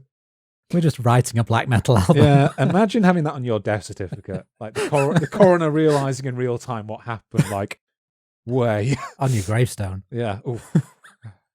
Feel sorry for someone who ended up in that. In a variant version found in the Nihon Shoki, it is in fact Amaterasu who does this, and she is instead injured. In both versions, Susanoo's actions, say, either frighten, injure, or make her indignant, and she goes and opens a place referred to as the Heavenly Rock Cave Door, then shuts herself inside. Understandably, with the sun goddess now absent from the plane of high heaven, all was dark, and Japan, which is usually referred to as the land of the reed plains in these texts, was plunged into constant darkness, and no one had any idea if it was night or day. In this darkness, the other deities cried out, and calamity rose throughout the land. A great assembly of either 800 or 80 gods, as I mentioned before, a myriad effectively, then gathers to try and end the eternal darkness. Together these deities perform many acts, such as gathering together all the cocks of the land and forcing them to crow, forging a great heavenly mirror and myriad strings of Magatama beads, and performing another heavenly divination using the shoulder bone of a male deer and papaka wood. As an offering, they fix the mirror and the beads to the upper branches of a tree that they have uprooted, and drape its lower branches with blue and white cloth.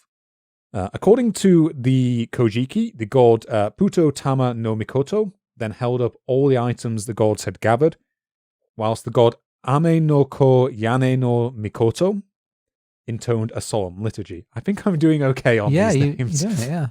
Like, I've not simplified them in any way. They're just the actual, like, how it was written in the text as well. Yeah, a few times you've extended the no a bit where you shouldn't, but that's... Yeah, I think I'm overcompensating because I basically don't know how long vowels work. That's it. It's one I'm not going to pull you up on unless it's like really, really important, like Susanoo. As we mentioned in previous episodes, Crofty sort of speaks Japanese, so... The Japanese don't think I speak Japanese. I've tried. It doesn't work. Is that a real thing, or is it like, I don't think you're Yorkshire because you're from South Yorkshire and I'm from West Yorkshire? No, it is just that my Japanese isn't good enough for a proper conversation. It tends to be broken Japanese and they're broken English sort of thing. Fair enough. So, okay. The god Ame no This is going to be interesting. The god Ame no Tadikara Wono Kami then concealed himself by the cave door, ready to grab Amaterasu if given the opportunity, whilst the goddess Ame no Uzume no Mikoto bound up her sleeves and hair with a heavenly vine, bound together bundles of sasa leaves in her hands, then overturned a bucket before the heavenly rock cave door. Ame no Uzume then stamps her foot on the ground, at which point she becomes divinely possessed. She tears off her clothing, exposing her breasts and genitalia, and this causes all the assembled gods to laugh so hard that the heavens shake. In the Nihon Shoki, however, the events are a lot simpler, and Ame no Uzume instead dresses herself in a headdress and braces, kindles fires, then performs a mimic dance and gives a divinely inspired utterance. Ame no Uzume. Ame no Uzume.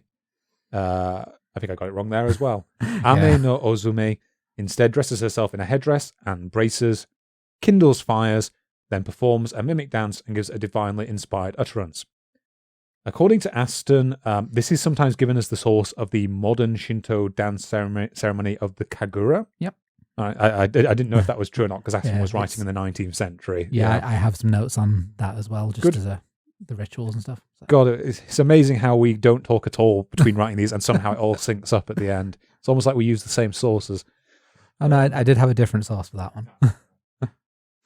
Hearing this, Amaterasu opens the cave door a crack and says, "Because I have shut myself in, I thought that the plain of high heaven would be dark, and that the central land of the reed plains would be completely dark. But why is it that Ame no Uzume sings and dances, and all the 800 myriad deities laugh?" So in the Kojiki, she explains that it is because there is a deity superior to Amaterasu. To fool the goddess, Puto Tama no Mikoto brings forth the mirror and shows it to Amaterasu. Thinking that this is very strange and seeing the reflection, Amaterasu gradually comes out of the cave and approaches the mirror. Okay, here we go again. At this point, Ame no Taka Dikaro wo leaps out and takes her hand. I think by removing the no Mikoto on that, I've actually made it harder to remember. Leaps out and takes her hand, pulling her out of the cave, and Puto Tamano quickly steps in and extends the Sirikume rope between her and the cave to prevent Amaterasu from going back inside. Thus, the light of both the heavenly plane and the mortal world of Japan was restored.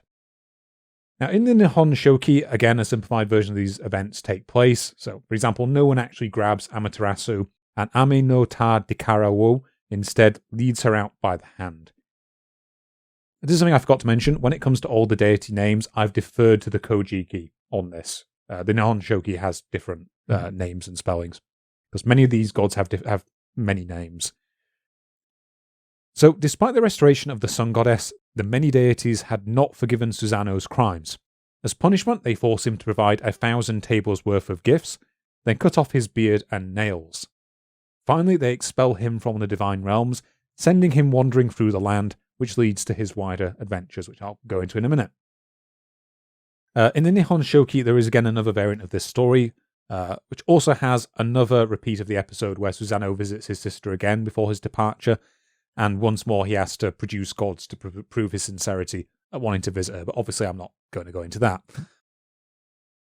So, Amaterasu becomes more of a peripheral character for the next few sections of the Kojiki and the Nihon Shoki. She kind of takes on this role of more of an authority figure who instigates events, but often is not actually involved in them going forward herself. A very brief summary of events before her next appearance is that, according to the Kojiki, Susanoo immediately gets himself in hot water again by killing the food goddess Opoge tu Pime. I think Pime is a variant on Hime, princess. Yeah, I think it's just the version of the Kojiki I used is from 1969. So it probably would be Hime in a more recent translation. He, P, and B sometimes get sort of interchanged depending on your translation. That makes sense. Susanoo immediately gets into hot water again by killing the food goddess after a misunderstanding about the food he had asked her to give him. In both texts, he is then expelled to the land of Izumo, where he finds an old man, a woman, and a maiden named Kushinada Pime. This sets in the events we described in our dragons episodes, where the family is being victimized by the 8-headed and 8-tailed dragon Yamata no Orochi. The old man tells Susanoo that once they had 8 daughters, but that all of them except Kushinada Pime has been eaten by the dragon, which he describes as covering 8 valleys and mountains in size. Susanoo then asks for permission to take Kushinada Pime as his wife in return for dealing with the dragon, and when the man assents, he turns her into a comb, which sort of comes out of left field, and inserts her into his hair bunch. Maybe that's keeping her safe throughout the confrontation, I don't know. Maybe. Yeah. He then makes the old man brew 8 barrels of either wine or sake, depending on the text. So sake is generally the Japanese equivalent of wine, so it is just some people translating it a bit too literally. Sake literally means alcohol. Yeah, cool. Which they then lay out for the dragon to drink. Yamata no Orochi comes and drinks from the barrels, and whilst the dragon lies drunk, Susanoo then hacks it to death. This is kind of a feature, I think, in a lot of mythologies. They introduce a monster as being this terrifying, monstrous creature, and then the hero just kills it. Yeah. He at least had a strategy, though. Yeah, well, it wasn't just, I'm stronger. Yeah, it's not... I was going to have to say it's not a Heracles scenario, but Heracles does that quite a lot as well. Like with the Hydra cauterizing the wound and stuff like that. Yeah. I'd say it's more the dragon isn't just the wharf of the story. Yeah, exactly. Oh no, we're not just beating him up to show that they're a legitimate threat. Right, after killing the dragon, Susanoo finds a fearsome 10-hand-long sword called the Kusanagi within his body, and thinking this as an extraordinary event, he reports it to the heavens. He gives the sword to Amaterasu to make up for his misdeeds, and we will hear a little bit more about this sword later on. In the Nihon Shoki, there is also a variant version of the tale where the sword remains in Japan, and at the time of that text composition, the sword was claimed to be held in Owari province, at the village of Ayuchi. Yep. Yeah. I don't know anything about that strain of tradition whatsoever. And I don't know that particular province. But yeah, Owari and Ayuchi look right from the words I've got here. Some of these may be provinces at the time, I imagine, rather than modern Japanese provinces or names. That's it. Where I can, I will mention the modern day prefecture or nearest modern day city, but obviously we don't always have that information. Yeah, I struggle a little bit with some of these. So, yeah. Susanoo then marries Kushinada Pime and builds himself a great palace. According to the Kojiki, he takes several more wives and sires a vast number of children, whilst according to the Nihon Shoki, he sires only one son, before descending to the netherworld as he'd previously wished to visit his mother. Well, depending on the account, you get what I mean. Yeah, it's complicated. Stepmother or mother. There are a ton of variants on Susanoo's other deeds during this time in the Nihon Shoki, but for the sake of brevity, I haven't really gone into them here because he doesn't really appear that much in the narrative going forwards. 5 generations later, Susanoo's descendant, Ame no Puyu Kino no Kami, has many sons, with the Kojiki claiming as many as 80. I've kind of really smashed these 2 sections together because the Nihon Shoki's version is very different. These sons all desire to marry the maiden Yagama Pime, who is from the land of Inaba to the west. Whilst they journey there, they force one of the younger of them to lag behind in order to carry their bags. This unfortunate brother was named Oppu Namudi no Kami, or, as we will come to know him, and I will refer to him as, for convenience going forward, Oppo Kunanushi. On their travels, they come across a skinned rabbit lying on the ground. I don't think it's actually explained how he got skinned, I must admit. Oh no, it does. It's literally in the next sentence. Well done, me. So, pretending to help the animal, the brothers tell him to bathe in salt water, but obviously all this does is cause him great pain. Oppo Kunanushi then arrives and asks the rabbit what has happened. And the rabbit tells him that he lost his fur after tricking a group of crocodiles, helping him to cross the sea. But before completing the crossing, he accidentally revealed that he deceived them, and as such, they skinned him. Don't mess with crocodiles. Nah. Just generally, good advice. Don't mess with crocodiles. Oppo Kunanushi then instructs the rabbit to wash himself in river water and to rub himself in the pollen of kama grass. The rabbit is thus healed, and he prophesies to Oppo Kunanushi that he shall be the one to marry Yagama Pime, angering Oppo Kunanushi's brothers. This indeed comes to pass through a long and convoluted set of trials that I've summarized very heavily here. Highlights of these include Oppo Kunanushi's brothers succeeding in killing him twice, only for him to be resurrected by the intercession of their mother. Oppo Kunanushi then flees at one point to Susano's palace, where he marries his daughter and overcomes 4 trials. And then with the weapons he gains from Susano, he overcomes his brothers, takes Yagama Pime as wife, along with another woman, so he has 3 wives totals, becomes the overlord of all Japan, and sets out to pacify the land. According to the Nihon Shoki, in an account which is just not there in the Kojiki, he does this with the help of a dwarf named Sukuna Bikpona no Mikoto. I've never seen, I would assume it would be Kupona, just because usually there is a vowel after a K. Yeah. But I don't have. I might have actually just written that out wrong. Yeah. It's entirely possible. Sukuna Bikupona no Mikoto. Okay. I would go with. This Sorry, is say that again. Sukuna Bikupona no Mikoto. Yeah. Again, not an expert on Japanese. No, it's fine. It's like, yeah.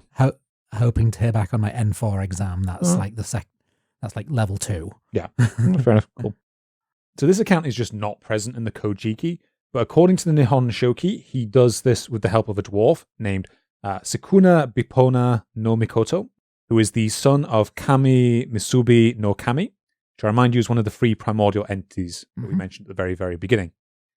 Oppo Kunanushi first encounters Sukuna Bipona when he is eating by the sea one day, when he hears a human voice coming from the water. A little man then appears in a boat made from the rind of a fruit and the feathers of a wren. He is so small that Oppo Kunanushi can hold him in his hand, and whilst he is playing with Sukuna Bipona, the dwarf leaps up and bites him in the cheek. A divine messenger then informs Oppo Kunanushi of Sukuna Bipona's identity, that he is the most wicked of Kami Musubi no Kami's children, and warns him to love and nurture him. Together, Oppo Kunanushi and Sukuna Bipona no Mikoto then construct the subcelestial world of mortals, where they calm the calamities of birds, beasts, and creeping things. With this done, Sukuna Bipona then returns to the heavenly realm, and Oppo Kunanushi subdues all of Japan as the sole ruler. In the Kojiki, he just becomes the overlord of Japan. I think the world is already kind of subdued. It's very similar to the kind of Greek hero tradition of, the heroes going out and subduing new lands from the wilderness and the beasts. That's kind of a common strand of mythology worldwide. It is, yeah. And also, just to clarify, Oppo Koninushi that you're saying, another variant of the name is O Koninushi, who I mentioned earlier. Yeah. Sorry, I should have pointed that out. Yeah, just so listeners know we were talking about the same person, albeit different translations. It is in the next series of events that Amaterasu then helps bring about the siring of the Yamato Imperial House and their eventual rulership of Japan. Before we go into this, however, Crofty, we should go into another group who rules over us, which is, of course, the sponsors of this podcast, the adverts that you're all dying to listen to. And I don't have anything smart to say for this one. Here's some adverts. I just want to pay my rent. I just want to pay the rent, please. And we're back. What a thrilling and scintillating conversation we had during that ad break, Crofty, on the virtues of unnamed soft drink that you're currently holding. Refreshing. It's non-specific, is the slogan. Right, getting back to things then. So we were about to talk about how Amaterasu brings about the siring of the Yamato Imperial House and their eventual rulership of Japan. Now, according to the Kojiki, Amaterasu eventually decides that one of her sons, here we go, Ami no Osi po Mimi no Mikoto. That sounds about right from the reading I have, About right. So this is one of the entities that had been born from the beads that Susano chewed up during their swearing of oaths. She decides that he should go and rule over the central land of the Reed Plains. The Nihon Shoki, however, kind of muddies the waters here by stating that Ame no Osi is actually her grandson, and that the visit is instigated by Ame no Osi's other grandparent, Takami Musubi, who again is one of the original 3 deities to come into existence. Not the same one as the one I mentioned before, though. However, on standing on the heavenly bridge, actually, this is a good point to mention something which I haven't really gone into before, which is the actual relationships of many of these deities together is somewhat fluid in different strands and traditions. I probably should have pointed that out at an earlier point. Yeah, we're getting into Zeus-level family spiderwebs. Yeah, exactly. So, upon standing upon the heavenly bridge, Ame no Osi sees that the land is overrun by Oppo Kunanushi and the Earth Yami that are under his rulership, and he understandably refuses to go and rule over the land. This also takes place after another gathering of 800 deities. This gathering instead decides to dispatch the bravest of the deities, who is Ame no Popi no Kami. However, upon being dispatched, Ame no Po disappears for 3 years and does not return to report on his mission of pacifying the land, instead using this time to curry favor with Oppo Kunanushi. In the Nihon Shoki, Ame no Po's son also is dispatched to find his father and report on what has happened, but he complies with his father's wishes and never actually returns to make his report in the end. In response, the deities then dispatch Ame no Waka Piko to complete the mission instead, this time gifting him the, quote, heavenly deer-slaying bow and the heavenly feathered arrows. Ame no Waka Piko also descends to the land, but on arriving, he promptly does the same thing and sides with Oppo Kunanushi, eventually marrying his daughter, though in this case he actually does this because he secretly desires to become the ruler of all the lands himself. It's kind of the long con he's playing. After another 8 years go by, the gods then dispatch the pheasant Nakime. Nakime. Yeah. That's it. Emi is always meh. Meh. Okay, that's helpful, because I think I've been saying some stuff wrong. After 8 years ago, the gods then dispatched the pheasant Nakime to go and ask Ame no Waka Piko why he has not returned to report on his mission. Nakime lands on a katura tree by Ame no Waka Piko's door and repeats the god's demands, only for Ame no Waka Piko to shoot him and kill him. So forceful is the arrow shot that it passes through the bird and flies up to the heavens, where it comes to rest by Amaterasu and the primordial deity of Takami Musubi no Kami. Again, was the second of those entities that came into existence right at the beginning. Takami Musubi picks up the arrow, and seeing that there is blood on it, he shows it to the other deities. He then declares that if Ame no Waka Piko shot his arrow at an evil entity, then he has nothing to fear, but if he is proven treacherous, then he should be cursed by the arrow.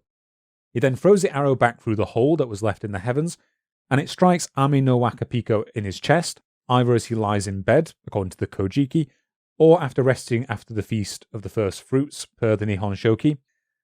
This kills him, and the weeping of his widow then draws the attention of his father and the rest of his family, and they descend to the mortal lands in order to conduct his funeral. In a continuing calamity of events, though, at the funeral, the god Adisiki Take Pikone, I'm going to try not to have to say again, who was a friend of Ame no Waka Piko, is mistaken by the grieving family for their son. This enrages him, and he responds by pulling out his 10 hands long sword, and he destroys the funeral house that they have built. And according to the Nihon Shoki, the resulting heap is the mountain of Moyama in the Mino province. I don't know what actual mountain that is, though. I don't know if that actually corresponds to any real mountain. Monday Gifu, so like very central Japan, the Japanese Alps region. Right. Don't have a specific mountain, but yeah, we have a rough region for you. After this, Amaterasu asks which deity should be sent next, and the other deities decide to send the thunder deity Takemika Duti no Kami. With him, they dispatch Ame no Tori Pune no Kami, which according to Philip's translation means the heavenly bird boat deity, which led him to conclude that this god may in fact have been some sort of vehicle to some extent, or at least a means of travelling between the heavens and the earth. Yeah, the only word I know for boat is Funa, but so it might be Puna no Kami, but don't quote me. Again, these things do change a lot, I am going by. The two gods then land on Inasa Beach in Izumo, and they thrust a 10-hand-long sword into the ground. Sitting cross-legged on the point, which again is a thing which Japanese kami tend to do a lot, they address an inquiry towards Oppo-kunanushi, informing him that the land he rules over is actually entrusted to the rule of Amaterasu's offspring, and asks him what his intentions are. Now, Oppo-kunanushi, the game he plays from this point onwards is he's kind of too smart to fight back. He knows he's going to lose against the heavenly deities, but he kind of tries to stall things as long as possible, is my understanding of these events. That's the vibe I got anyway. Oppo-kunanushi responds to their query by saying that his son Koto Shironushi will reply on his behalf, but that he has gone out hunting and fishing in his boat and has not returned. Take Mikaduti then tracks down the son, who replies that, quote, "With fearful reverence, let us present this land to the offspring of the heavenly deities." He then escapes by stamping his foot, overturning his boat and clapping his hands, which transforms him into a green twig fence, after which he is enshrined in a sacred grove. The two heavenly deities then inquire of Oppo-kunanushi again if he has any other sons to speak for him. In the Kojiki, Oppo-kunanushi says that he does, and right on cue his other son, Take Minakata, shows up carrying a giant boulder on his fingertips. He challenges the two deities to a test of strength, and he takes a hold of Take Mikaduti's arm, who transforms it first into a column of ice, then into a sword blade. This causes Take Minakata to draw back in fear, and Take Mikaduti seizes his arm, snaps it like a reed, and tears it off. Take Minakata understandably flees in terror, and the two deities track him down near the lake of Supa, or Suwa, as it is known. There, Take Minakata begs for his life, and pledges to yield the land of the Reed Plains as the heavenly deities have decreed. Upon the two deities' return, I think I realised this name was complicated because I just refer to them as the two deities for the rest of the paragraph. Upon the two deities' return, Oppo-kunanushi swears to abide by his son's intentions and disappear into the unseen realm of spirits, as you mentioned during your initial explanation. He yields the land of Japan in return for his continued worship by the descendants of the heavenly deities, along with a magnificent shrine on par with the Imperial Palace that reaches up to the heavens. And yeah, as you've talked about, today the shrine still exists and is known as the Grand Shrine of Izumo Oyashiro? Oyashiro, yeah. Which is another, I'm not sure if I mentioned that other name for it earlier, but there are a few variant names for it. In the Nihon Shoki, these vents are slightly modified, so there is no second son and strength contest. And after his first son makes his escape, Oppo-kunanushi gives the pair his spear, saying that he was successful in using it to subdue the land, so the heavenly offspring must do so too.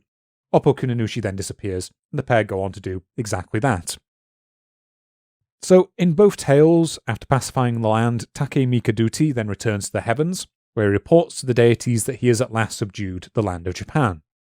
In the Kojiki, Amaterasu once again orders her son, Ame no Osipo, to take possession of the land. Oh god, I've just seen the next name you have to do. It's going to be crazy. However, Ame no Osi refuses once again in favour of his own son. I've written in the script here, deep breath. Do you want me to try it? I'll have a go and fail, and then you will fix it. Okay. Ame Nigizi Kuni Nigizi Ama tu Piko Piko Pono Ninigi no Mikoto. I think you got all the syllables right there. Wow. Yeah. Ame nigisi kuni nigisi ama tu piko piko po no ninigi no mikoto. I think we deserve a clap for that. That was impressive. We'll leave it to the Japanese. But the question is, can you do it a second time? Ame nigisi kuni nigisi ama tu piko piko po no ninigi no mikoto. Wow. Okay. Slurred a little bit on the nigiri. Better than anything I could do. Who, in a real convenient turn of events, is also known as the heavenly grandson Ninigi. Ninigi, yeah. Ninigi. Which is also a name of gods in Sumerian mythology, so I can crowbar that in as well. Hey. The Ninigi gods, yeah. The gods then command Ninigi that the land of plentiful reed plains and of the fresh rice ears has been entrusted to his rule. In the Nihon Shoki, the gods simply order Ninigi to do so without referring to Ame no Osi again. It does sort of come up again a little bit later, though. Then in the Kojiki, as he prepares to descend to Japan, another god suddenly appears in the heavens, whose radiance shines throughout both the heavenly and mortal realms. Amaterasu orders Ame no Uzumi to inquire of this new god who they are, And when she asked, they replied that they are the earth deity Tsuruta Biko no Kami, who has come forth to serve as Ninigi's guide. Amaterasu then gathers the 5 deities who are involved in bringing her forth from the cave. I'm going to totally chicken out on here and not repeat all their names. Ame no Koyane, Putotama, Ame no Uzume, Ishikoridome, and Tamanoya.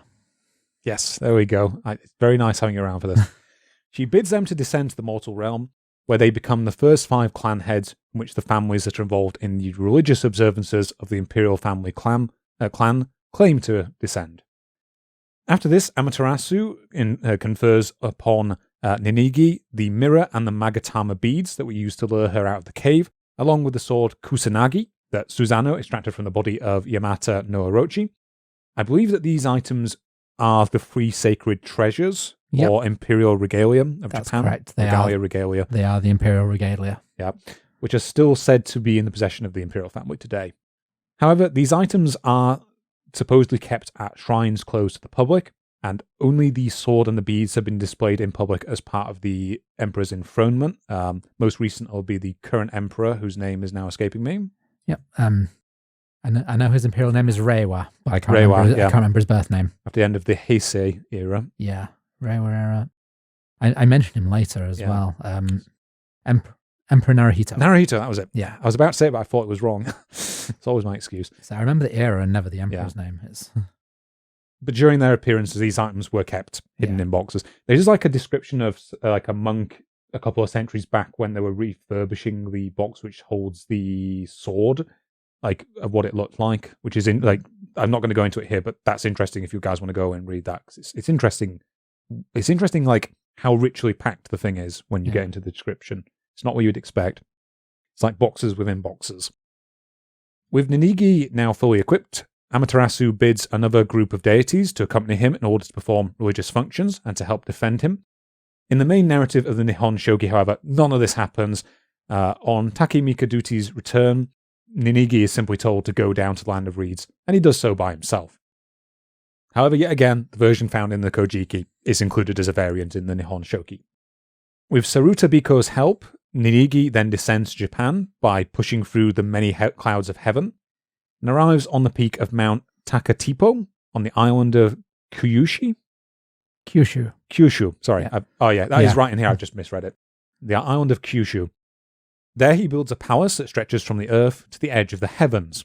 Soon after, he meets a beautiful maiden named Kamu Atatu Pime at the Cape of Kasa, who is the daughter of the god Oppo Yama Tumi no Kami. In the Kojiki, Ninigi asks her father for permission to marry her, and he is overjoyed at his request. In addition to Kamu Atatu Pime, he offers Ninigi 100 tables full of gifts, along with his eldest daughter Ipanaga Pime. However, Ninigi thinks that Ipanaga Pime is ugly, and he rejects her. This shames her father, who declares that, quote, "The reason I offered both my daughters together was this. I presented them swearing an oath that, if he should employ Ipanaga Pime, the life of the children of the heavenly deities, even though the snow should fall and the wind should blow, should be ever like a rock, and should continue eternally firmly without being moved. However, now that he has returned Ipanaga Pime and kept only Kamu Atatu Pime, the life of the child of the heavenly deities shall continue only for the interval of the blossoming of the trees."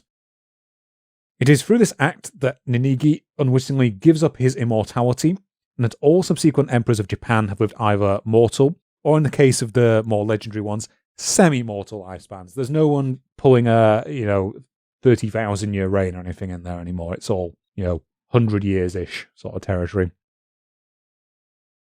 I do think that's quite unfair to Ninigi, though, isn't it? Like, he didn't know that. That's it. Although he is being rude as well, so sort of gets what he deserves, I guess. Oh yeah, and take a drink. This account is also included as an alternative account in the Nihon Shoki. However, in the main account, this all just goes completely unmentioned, and Ninigi simply beds her without marrying her at all, in fact. Kamu Atatu Pime then falls pregnant after one night with Ninigi, and after a quite complicated set of controversy over the child's paternity, which I've not gone into for time, she gives birth to their son, Poderi no Mikoto. Later, she also gives birth to sons Posuseri no Mikoto and Powori no Mikoto. In the Nihon Shoki, however, she gives birth to all three of them at once, rather than in sequence. Now, according to the Kojiki, after they are grown, Poderi and Powori go fishing one day. Powori requests that they exchange their hooks, and after Poderi refuses 3 times, he finally gives in. However, Powori fails to catch a single fish with his brother's hook, and ultimately ends up losing it in the sea. Poderi demands the hook back, and despite Powori offering him 500 hooks and his 10 hands long sword as compensation, he will only be satisfied by the original hook. In the Nihon Shoki, the tale begins slightly differently, with the 2 brothers making a trade of gifts, and after Poderi grows dissatisfied with the trade, he demands his gift, a hook, back, only to discover that Powori has already lost it.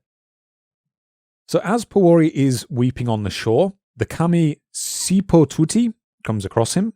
After hearing his tale, Sipotuti makes for him a small boat and tells him to sail in it until he reaches the palace of the sea deity Watatumi, and then to climb a katura tree he will find there next to a well. The implication here, according to Donald Philippi, I believe, is that in doing this, Powori is actually going under the sea rather than across it to some distant land. Powori does so, and as he is waiting atop the tree, a serving maid comes to draw the water. But when she offers him it in a jeweled version, he loosens a jewel from his own neck and spits it into the vessel. The serving girl returns the vessel to the daughter of the sea deity, Toyotama Bime. Yeah, this is where the Bime, Pime, Hime thing is coming in here.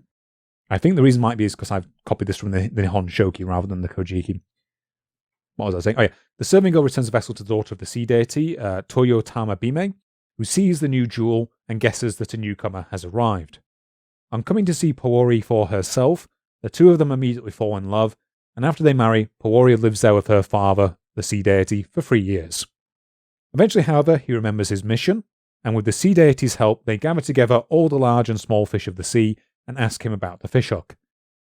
The fish replied that there is something stuck in a sea bream's throat, which I had for tea last night, so that's a lovely bit of serendipity. And on examining it, they find the hook.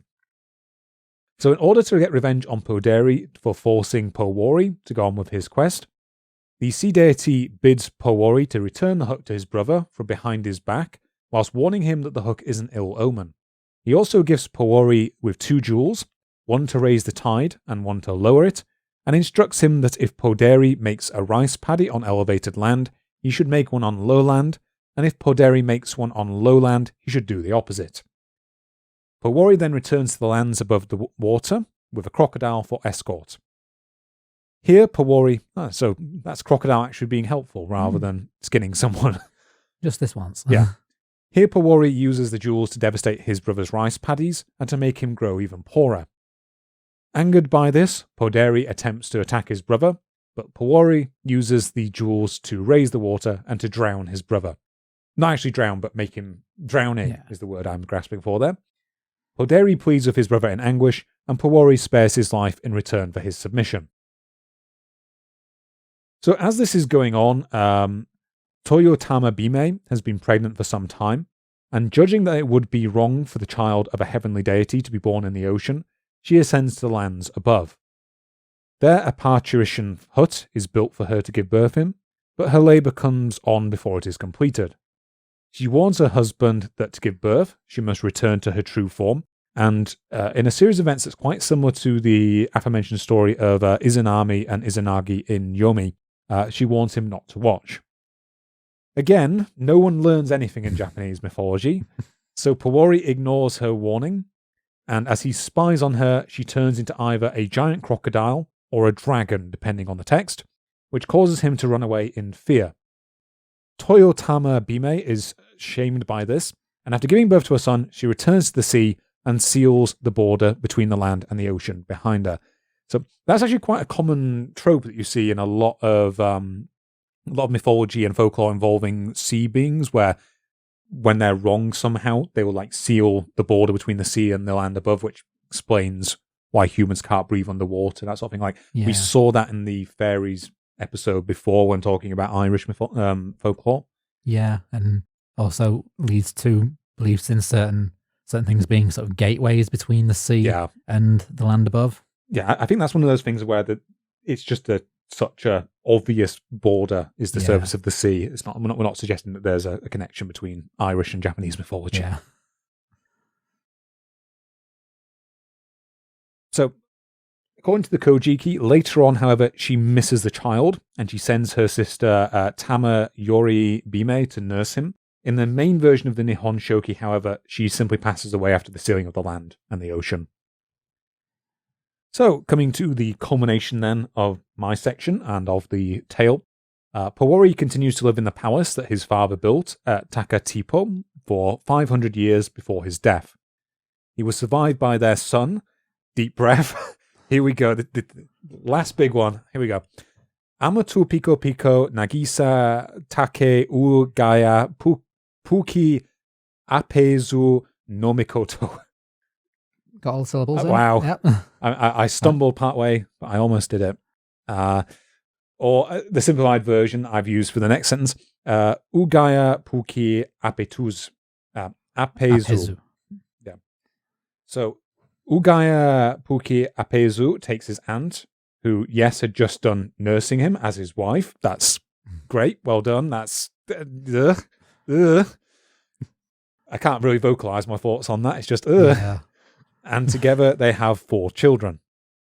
These are Itu Seno Mikoto, Mike Nuno Mikoto, who heads east into the land of Tokyo, Ina Pino Mikoto, who journeys to the land of his mother beneath the sea, and most notably for our purposes, Kamo Yamato Ipare Biko no Mikoto, who is later on comes to be known as Jimmu.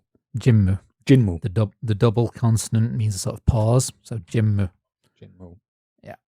Is it Jinmu? No, it's Jimm. Yeah. So Jinmu. Yeah. So okay. There's a character in hiragana and katakana which means this little pause. Yeah. And when it's translated into the Latin alphabet, it's translated as a double consonant. Right. Can I get away of saying the word Jim followed by mu? Basically, yeah. Yeah, okay. Jimmu, yeah. Jimmu, okay. Can I just interject with one little thing on that sentence before you? So yeah, where you mentioned the land of Tokyo. The name Tokyo, for those who don't know, literally means Eastern capital. Yeah. So it probably doesn't necessarily refer to the exact area where modern day Tokyo is now. Because it would have been the Eastern capital at that time. Yeah, or just for making his own capital in the Eastern region, potentially. Yeah, because Japan's actual imperial capital moved around as well, as we talked about in the yokai episode. That's it. Tokyo didn't get its name, the modern city now, until the Meiji Restoration in the 19th century, when it became the official capital. Yeah, it's when the emperor moved back from Kyoto, basically, isn't it? To take up the shogun seat, effectively. Yeah, but I think I might be getting that wrong, but that's my vague. It was kind of like a symbolic assumption of power now that Tokugawa Tokugawa, yeah. Was it Tokugawa Yoshinobu, was it? Ieyasu. Might be Yoshinobu. Yeah, Yoshinobu. Like when he formally resigned the Bakufu fate, whatever it's called. So yeah, we're not saying that he moved to Tokyo Bay or the modern day region as we would know it. Yeah. Simply that he in the vicinity. He set up his own capital or palace in the east. Yeah, that makes a lot of sense. So at this point, both the Kojiki and the Nihon Shoki transition from their earlier narrative to the deeds of Japan's largely mythical early emperors. As we're now starting to wander away from our original topic of Amaterasu, I have summarized the events that lead to Kamo Yamato's enthronement in a pretty brief fashion, I'll be honest. So Kamo Yamato consults his brother, Itu Seno, who was the one which didn't go anywhere, basically, where the best place would be to govern the kingdom from, before announcing that he is heading eastward. He and his clan do so, staying at many palaces throughout the land, and meet an earth kami riding on a tortoise's back that Kamo Yamato names Suonatore Piko, who he takes on as an attendant. As they journey through a place called Tatetu, they are attacked by an army led by Naga Sunebiko of Tomi. There, Itu Seno is wounded in the hand by an arrow, and decides that they should go around the island so that they can attack from the east and have the sun at their back. So again, the sun symbology of power, effectively, and advantage.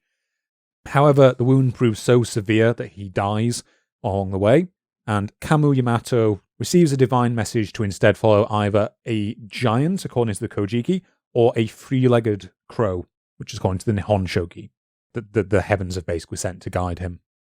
After thwarting the efforts of the two brothers, known as Yi Ukasi and Otto Ukasi, to ambush them, and killing the, quote, empty, mighty-tailed men of the Tuti-Gomo, Kamu Yamato is enthroned at Osaka as Emperor Jimmu. Nigi Paya Pino Mikoto, who, according to various accounts, is either the son or older brother of Ninigi, then arrives, having descended from the heavens. So I think he is the son of, if I just scroll back up, I haven't written this out, but I think in some versions he is the son of Ame no Osi, who was the original supposed to go down and rule, but refused. So this is a figure who has some relatively legitimate claim to rulership himself. But he basically arrives and submits to Jimmu as emperor and presents him with the three heavenly treasures, which I think that's the Nihon Shoki version where Ninigi doesn't go down with the three treasures. I might got that wrong. Yeah. Jimmu would then go on to reign as emperor until the ripe old age of 126, which I'm hoping for personally, and founds the Imperial House of Japan. And with that, Crofty, I'm going to hand over to you. But first, we have to hand over to someone much more important who govern our destinies and rule us from the heavens as part of the three primordial deities. I have no idea where I'm going. The advertisers. Yeah, I have no idea where I'm going with this. Here's some adverts. And we're back from our mandated 5 times daily worship of the advertisers. So we're done with our mandatory breaks for the day now. So it's just on to Crofty, your concluding section on Amaterasu. You've just pointed out to me in the break that I actually missed something out. So there's that, and then also your additional influences section. Yeah. So I'll be covering a bit on the development of worship of Amaterasu and other gods that may have influenced the version of Amaterasu that we know now. Before I go into it, I will say all of the checking pronunciations with me that Charles did, it is based on me knowing the modern rules of Japanese syllables. Yeah. So that some of this is old Japanese. Yeah, that's it. Like we mentioned, the change from Pime to Bime to Hime. There's changes like C becoming she. Yeah. Things like that. So my versions aren't perfect either. Mine are just, I have an idea of how it works in modern Japanese. Yeah. So I want to make you all know that I'm not an expert or even very good at Japanese. I only really know about that change because I think it's in Chinese as well. Because like the name Surshi, for example, is spelled Cixi, and it's like it's in the anglicized version. So anyway, sorry, continue. Yep. So just getting that disclaimer in that my Japanese is bad before we. No, I mean you're more qualified than everyone in this room, so it's quite an honor. Yeah, quite an honor. So let's bring the episode to a close with my last section. Let's do this. So as I mentioned in my opening section, since before the Kojiki was written, the centre of worship for Amaterasu was Ise Jingu, or Ise Grand Shrine, on the eastern coast of modern-day Mie Prefecture, which is about 100 kilometres south of the city of Nagoya. So I'll discuss a bit about the origins of Ise Shrine and how that sort of feeds into what some theories about the origins of Amaterasu itself. So Ise Jingu today is a massive complex containing dozens of shrines, with the two main ones being the inner shrine, Naiku, which is dedicated to Amaterasu, and the outer shrine, Geku, which is dedicated to Toyoke, a god of agriculture. To give an idea of the scale here, Geku is roughly 4 kilometers from Naiku, and there is a whole district of Ise City between the two, but they are still considered part of the same shrine complex. The earliest evidence of worship at Ise was found at Naiku, and it dates back to the 5th century AD. Matsumaya Takeshi, a historian of Shinto worship, says that the style of the structures in Naiku suggests that it predates the adoption of Amaterasu as an ancestor to the imperial family, and so it may have been dedicated to a different solar deity specific to the local clans of Ise at the time. Had the shrine been commissioned by the Yamato as a shrine to Amaterasu, then the buildings would have matched the style of the imperial court. However, for Ise this was not the case. The most important relic of Ise Jingu is the mirror of Amaterasu, Yata no Kagami, which, as we've said, is one of the 3 imperial regalia of Japan. Matsumae cites a Professor Okoda Seishi, whose work is only in Japanese, unfortunately for us today. And this professor explains that the box which stored the mirror, the Mifunashiro, has the same design as the stone coffins which had been used in Ise at the time, suggesting that the mirror at Ise was originally a relic to this local sun god, and was later either identified as the mirror from the story of Amaterasu, or was incorporated into the legend and added as the Ise gods were sort of overtaken by Amaterasu. Yeah. So, who was this previous solar god before Amaterasu? The Nihon Shoki tells of an allegedly historical figure that Matsumae believes was in fact the god of this shrine. In 474 AD, the 18th year of the reign of Emperor Yuraku, the Nihon Shoki tells of the Imperial army attacking Iga, which at the time was part of Ise province. Their mission was to smite the local lord, Asahi no Iratsuko, though I can't find any details of why he was being punished. He was allegedly a fearsome archer, and the attackers hesitated for 2 days from the threat of his arrows before finally advancing and slaying him. So the name Asahi literally translates as morning sun. Some of you might have heard of the Asahi Shinbun, the Asahi newspaper, which takes that name as well, or Asahi beer, morning sun beer. While Iratsuko can mean male person, male child, or son. Son as in a person's male child, not solar. Yeah. And so the name can be interpreted as the son of the morning sun. Matsumae interprets the name as simply morning sun male child. So being a native Japanese speaker, I should defer to him on that translation. And just say that I know the kanji involved are child and son, male child. But his interpretation is male person, so we will go with that. That kind of meter sounds like a little bit like there's kind of a similar thing goes on with how Christian scholars treated like Celtic myth, where they would make up saints and replace that were actually probably a Celtic deity of some sort. Like the most famous is Saint Bridget, for example, who may have been originally a god called Brigid, or under some interpretations could have been like a priestess of the site called Brigid, or something like that. That's been kind of co-op. It's kind of this co-opting thing going on in mythologies of where you don't completely alienate the people you're taking the thing from, but you're like, oh, you got sort of the right idea. Yeah, exactly.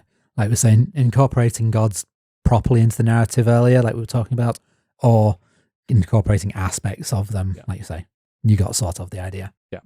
So Matsumae interprets this legend as telling the conquest and the conversion of the local solar religion by the Yamato, retold, like I say, turn the god simply into a rebellious lord so as not to leave evidence of Ise being associated with any god prior to Amaterasu.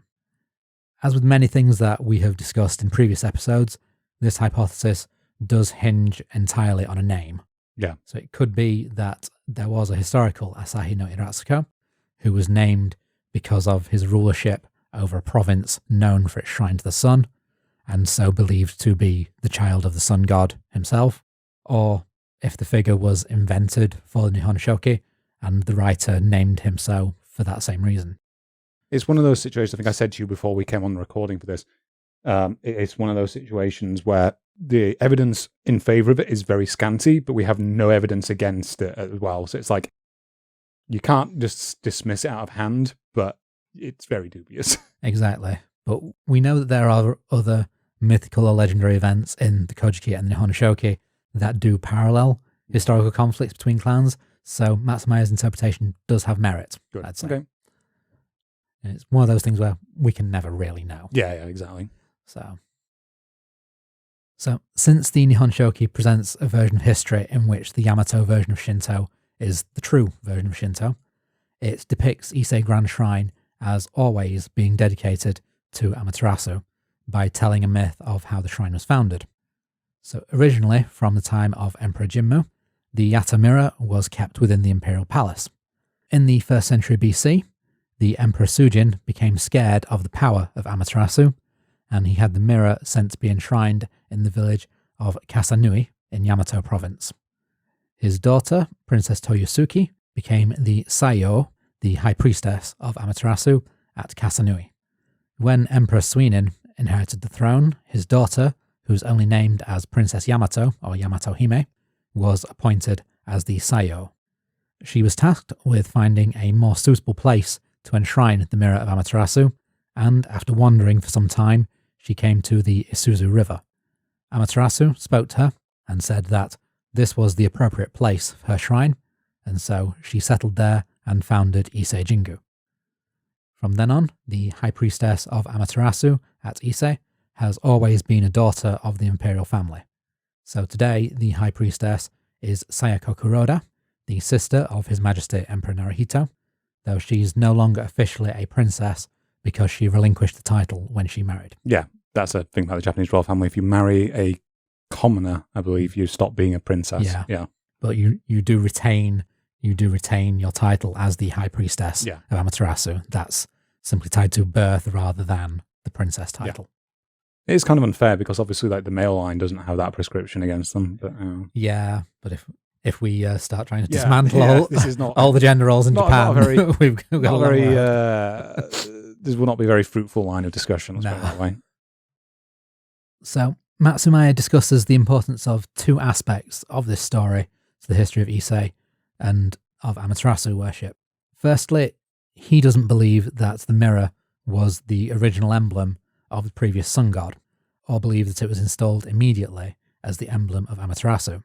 He says that the original sacred object of the shrine was a pillar called the Shinnomi Hashira, which stood under the floor of the main hall.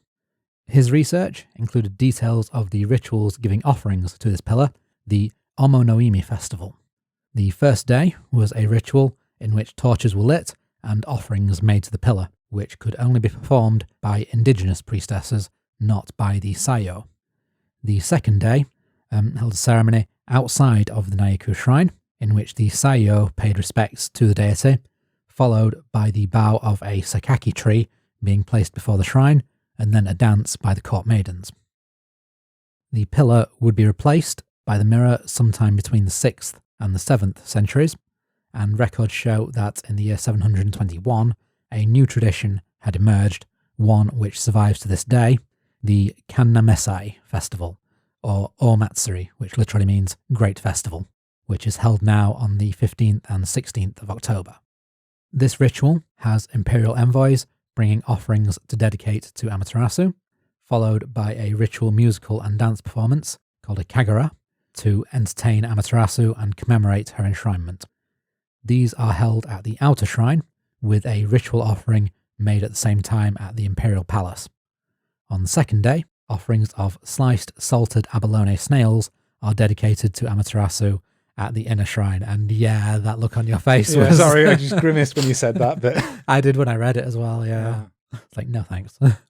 Gods have different tastes. So this change is likely the final step in a gradual process that Matsumaya describes of converting the shrine from worship of the indigenous god to Amaterasu.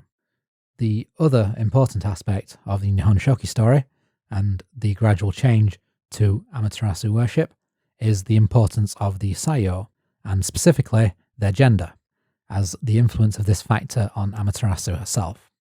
Matsumae believes that Amaterasu was originally a male deity known as Amateru, although both names are gender neutral. When the imperial family began to identify Amateru as their ancestral deity around the 5th century AD, they began to have Sayo serve him. Matsumaya says that this was viewed as the priestesses serving the deity as his wives, a manner sometimes seen in shrines to other deities. Over successive generations of Sayo, their influence led to Amaterasu becoming seen instead as female. That this happened to Amaterasu, but not to other gods with priestess wives, was likely due to the power and influence of the Sayo themselves as influential members of the imperial family, and so Amaterasu's image changed to mirror the royals who served them.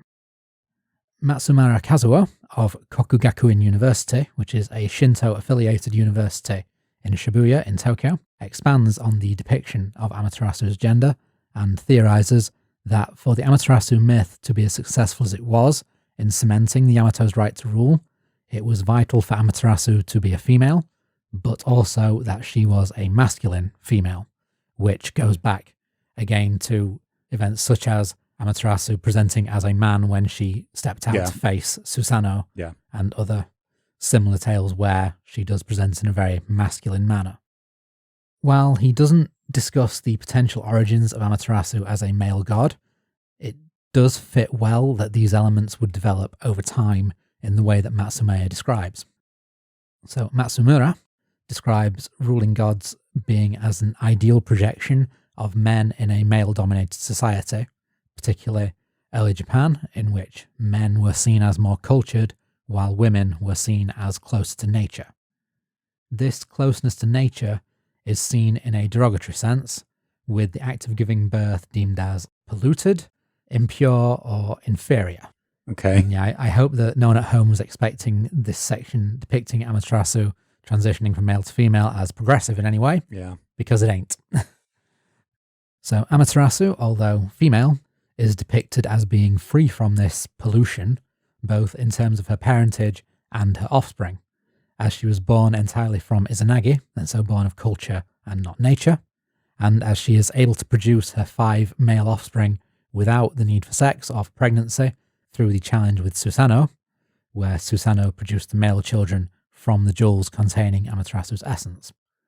And so, the Yamato line was able to originate from a mother who did not suffer the same fate as Izanami, and so by being more pure and cultured than other goddesses, was a sign of the superiority of the Yamato clan, even as the other clans were also descended from gods. Yeah, that makes a lot more sense now, that's the method that the myths have, the actual siring of her descendants that go on to sire the what you call it, the Imperial family as a result, That kind of then legitimizes them as like, well, we don't have this initial stain that everyone else theoretically does. Exactly. It's kind of like us superior. It's kind of like if in the medieval times the Holy Roman Emperor was a guy who was like, you all had original sin except for me. Yeah, that's it. It's again legitimizing their power here through myth. So, as well as a male solar deity, there are 2 other deities who, together, have been theorized to be potential precursors to Amaterasu. These are deities you've mentioned before, Charles. Ame no Uzume, also known as Sarame, and her husband, Sarutahiko. As you mentioned, Ame no Uzume was the goddess who helped draw Amaterasu out from the heavenly rock cave. Sarutahiko was the ancestral god of the Uji no Tsuchigimi clan, who just so happened to be from the region of Ise. One of the most famous holy sites of Ise, the Me-Oto Iwa, or Wedded Rocks, were originally associated with Sarutahiko and Ame no Uzume. So the rocks today are a pair of rocks with a sacred Shimenawa rope between them, the same kind of rope that you see hanging from torii gates. On the spring and autumn equinoxes, worshippers watch the sun rise from between these 2 rocks. Behind these 2 rocks, there used to be a third rock, which is now below sea level, but used to be visible between the 2. This rock was believed to be the gate to the sea god's kingdom. The folklorist Akima Toshio explains that, prior to Yamato rule, many clans in Japan saw the sea as the realm of the gods, inherently connected to the sky. Saruta, as the sun god, and his wife Ame no Uzume, the sea goddess, ruled together, and each day, Ame no Uzume received Sarutahiko into her undersea palace at the end of the day, and each morning helped him return to the mortal world through the gateway at the Wedded Rocks. Sarutahiko also had aspects of a sea god due to his time each night under the sea, and both together were revered as part of rituals for fish fertility and the prosperity of fishing clans.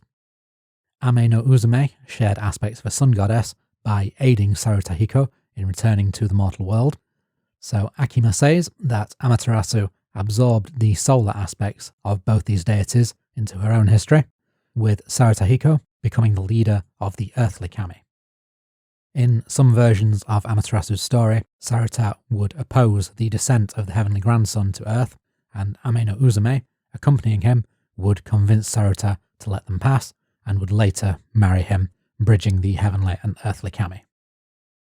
So, at this point, we have quite comprehensively covered the origins of Amaterasu, both in the written mythology and in the development of the Shinto religion.